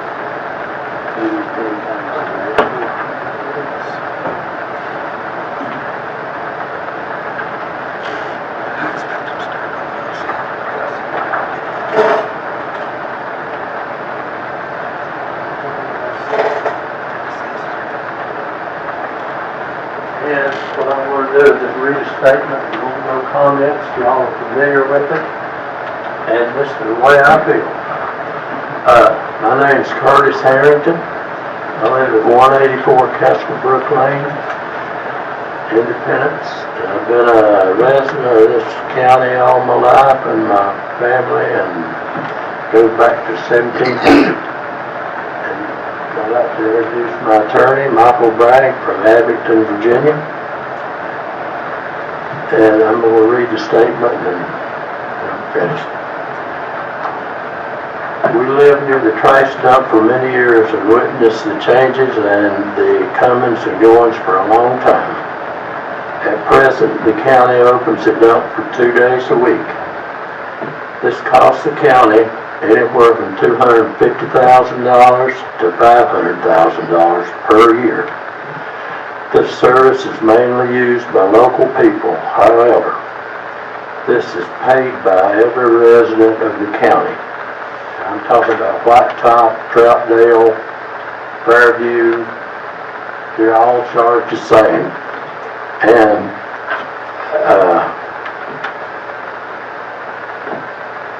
I was told that, the people in Blacktop has got the same privilege as the people that live here to bring the trash in. Now, who's going to drive anywhere from 30 minutes to an hour to bring the trash in to dump out there? But the trash fee is free. I mean, they pick the trash up at the house free. And on about December the 21st, back in December 2021, the county voted to close the Wednesday and Saturday operations. And they did close temporarily. And Jonathan Looper was very pleased that it closed and his operation was a lot smoother. However, an illegal meeting was held on January 11th, 2022, and a bill was passed to open the dump again. And on January the 12th, it's on Tuesday night, and on Wednesday, the 12th, the trash dump was opened again. And all the evidence said that it was a legal meeting that was the evidence that the legal meeting was disposed of. There was no public advertisement. None of the surrounding property owners were notified, and the only people who attended were notified directly by telephone of some supervisors. I understand that several people attended this meeting, and I was told by the county administrator, included several supervisors. I have repeatedly requested the minutes of the meeting on January the 11th, and was initially told by Mitch that they had not been transcribed. But Mitch told me that even I have the right under the Freedom of Information Act to these minutes. To date, I have not received no minutes of the legal meeting. And the last time I requested them, the assistant county administrator told me there was no minutes of the meeting. And I'd like to know who destroyed the evidence. On January the 13th, a regular meeting was held, and the bill to open the trash was again voted on and approved. However, let me ask you, if the bill did not pass until the meeting on the 13th, how did they reopen the dump on the 12th? The bill was passed at 11 during the legal meeting with no recorded minutes and was not advertised. Only certain people were invited by the supervisors, and I would like to know why the minutes of this meeting are no longer in existence. I believe people within the county living at below the poverty line and the four ends of the county, like the Old Town District and the Wilson District, that do live off far enough away that they can't bring their trash in to these 2 days a week, and because of the length of drive, and they're paying for trash service that you can't use, which only provides an advantage to a specific portion of the county, and estimated to be from 50 to 100 residents. You, the local officials of the county, are supposed to represent each person within the county, but have chosen to do what is best for a few at the expense of many. Many people are already struggling with inflation on the rise of living and fixed income, as well as young families with children struggling to make ends meet, including widows, veterans, and people on pensions. And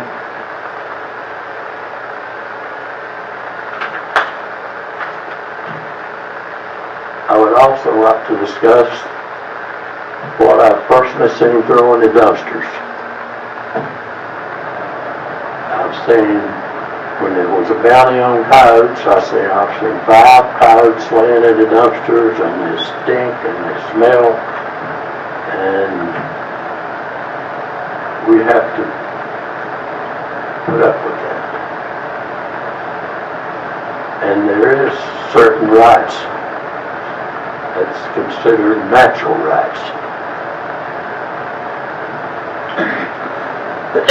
And these rights are not put in the deed, but they are the law.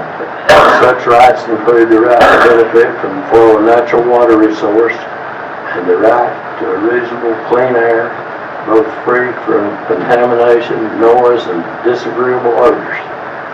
The right to have the support of the adjacent and subjacent land. Natural rights cannot be sold off to separate the land from the given to another property. And I've repeatedly spoken to Mr. Looper and several of the board members concerning, only to be told they were working toward a solution. To this date, I have no effort to do Kennedy following, I'd like to get the minutes of that that January 11th meeting. And I've got some more stuff, but I think I've wasted my 3 minutes. Thank you very much. That's my recommendation.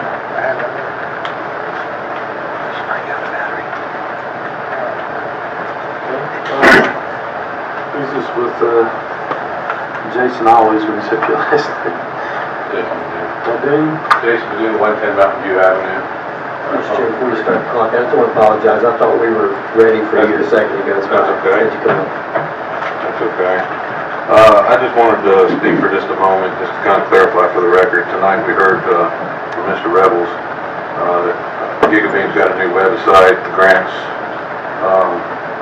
weren't done in compliance, and now they've been brought up to compliance. The project manager of the previous one, Caudill, I believe it was, wasn't in compliance with keeping up with all that stuff, and he was the previous administrator. There was no plan for implementation, and now they're saying that with the supplies. Most people probably aren't aware of the bigger problem, the bigger issue. You're right, this isn't an issue of just Grayson County, this is all over. It seems to be more of a scam than anything. Because you can go to August 11th today, Meta, Facebook is announcing, partnering with Gigabeam, soliciting more business, agreeing more business, and hasn't even completed our project yet, which is almost a year behind. So why are they, if they don't have the supplies to complete our project, why are they getting all these other ones? There's a lot of these projects going on all over the place. There's a lot of challenges to this law that made these projects possible that are being attempted. So if that law goes away and they're not paying the landowners for the right-of-ways for this fiber that APCO put in, I mean, there's a potential that APCO might have to pay the landowners for all these extra things. We don't know. It's not been determined yet.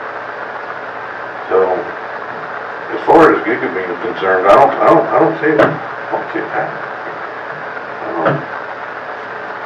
We're on the verge of a technology thing. I mean, Starlink can get you faster than Gigabeam right now for cheaper. That's pretty reliable. That's that.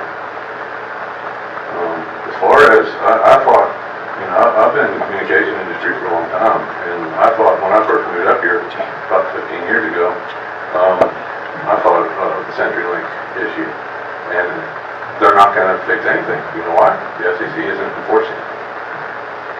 So you can go online and see all the complaints and all the stuff, but if the FCC isn't going to enforce the issue, that's a lot of things. But as far as Gigabeam, I don't know what to tell everybody. In the last year, they've probably signed on with several more counties and several more markets over several different states. Gigabeam's not the only company. This commonality are these small little companies doing all these things for this thing that Facebook's now. It started in 2018. Congressman Morgan Griffiths was in the article. We got it here. It started when Facebook was in trouble for all the privacy violations, when they had the largest privacy violation ever in history by any company paid.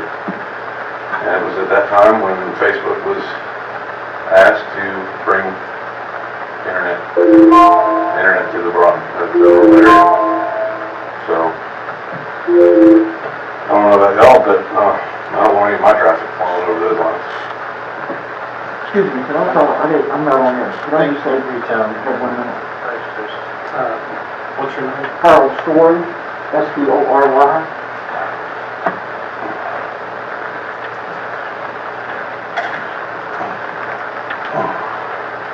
My name is Harold Story. I live at 916 Powder Mill Road in Elk Creek, Virginia.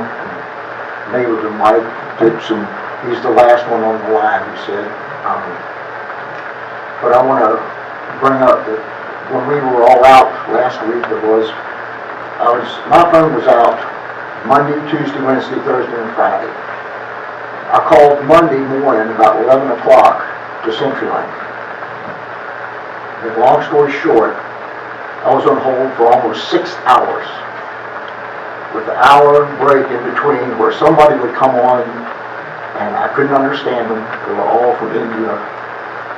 And they would say, what is your problem? I said, well, I want to report my phone is out of service.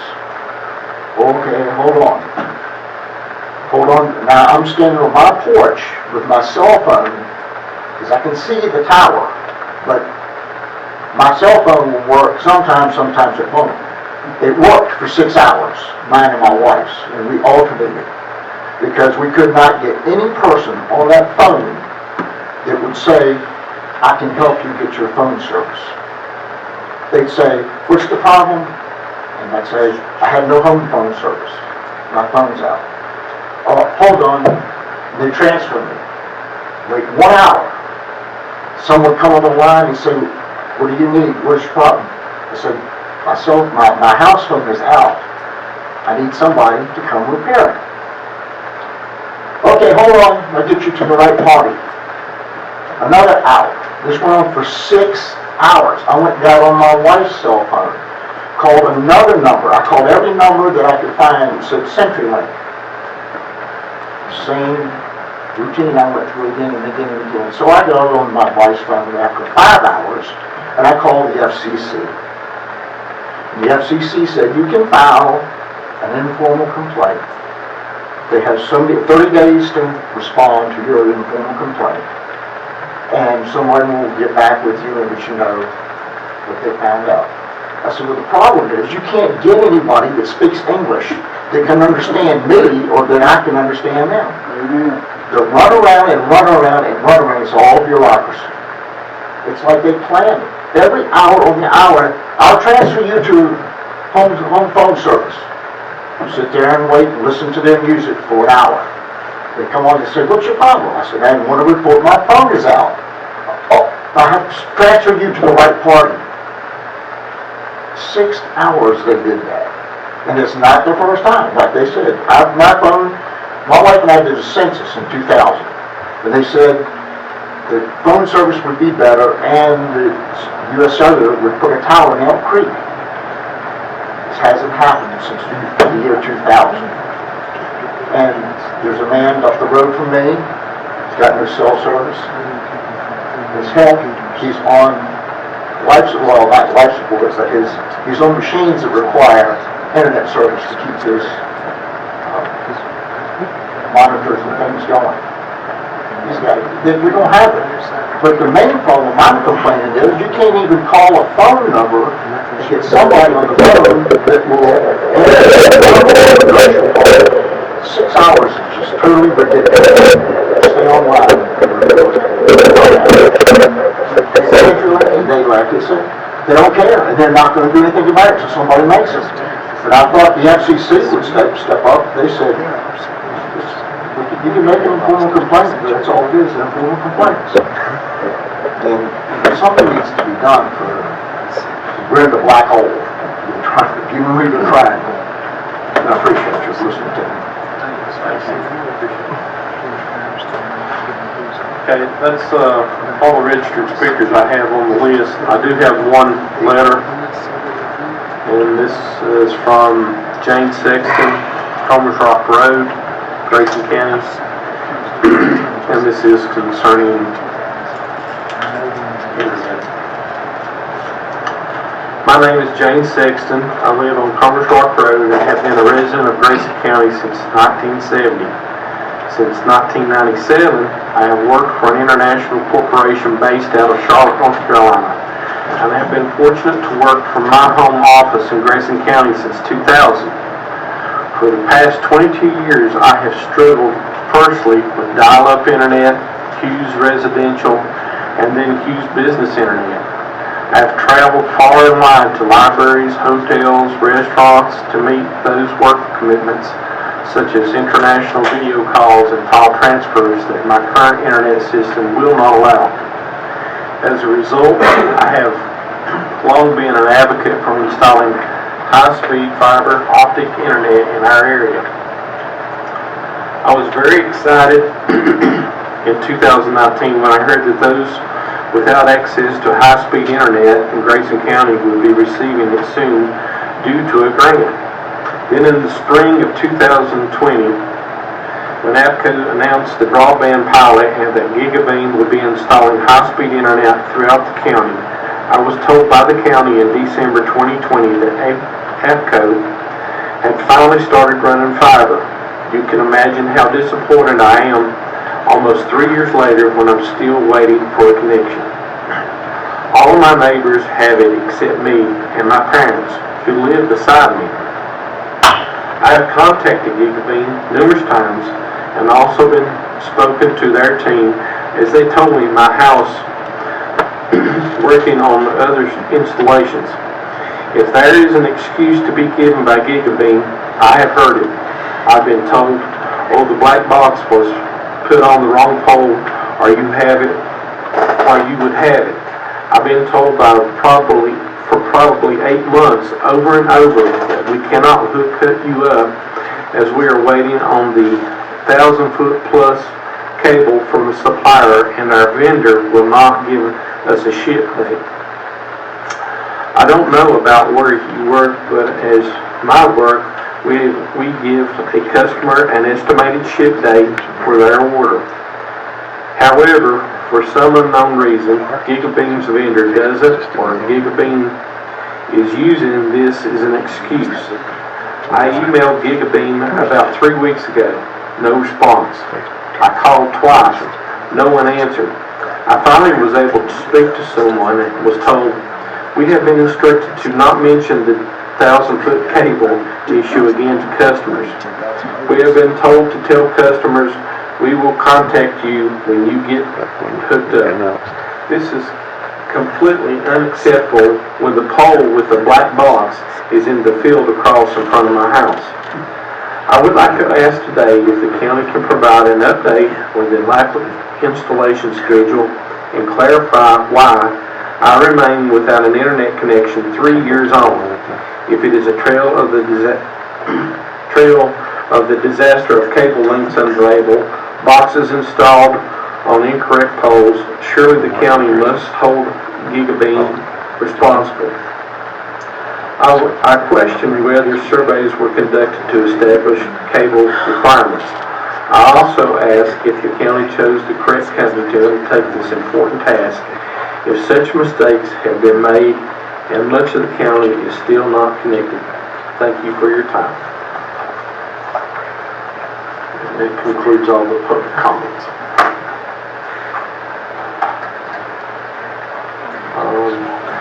No one of the board has requested supervisor's time. And at this point, as for motion for adjournment. Second, all in favor, signify by saying aye. Also, aye.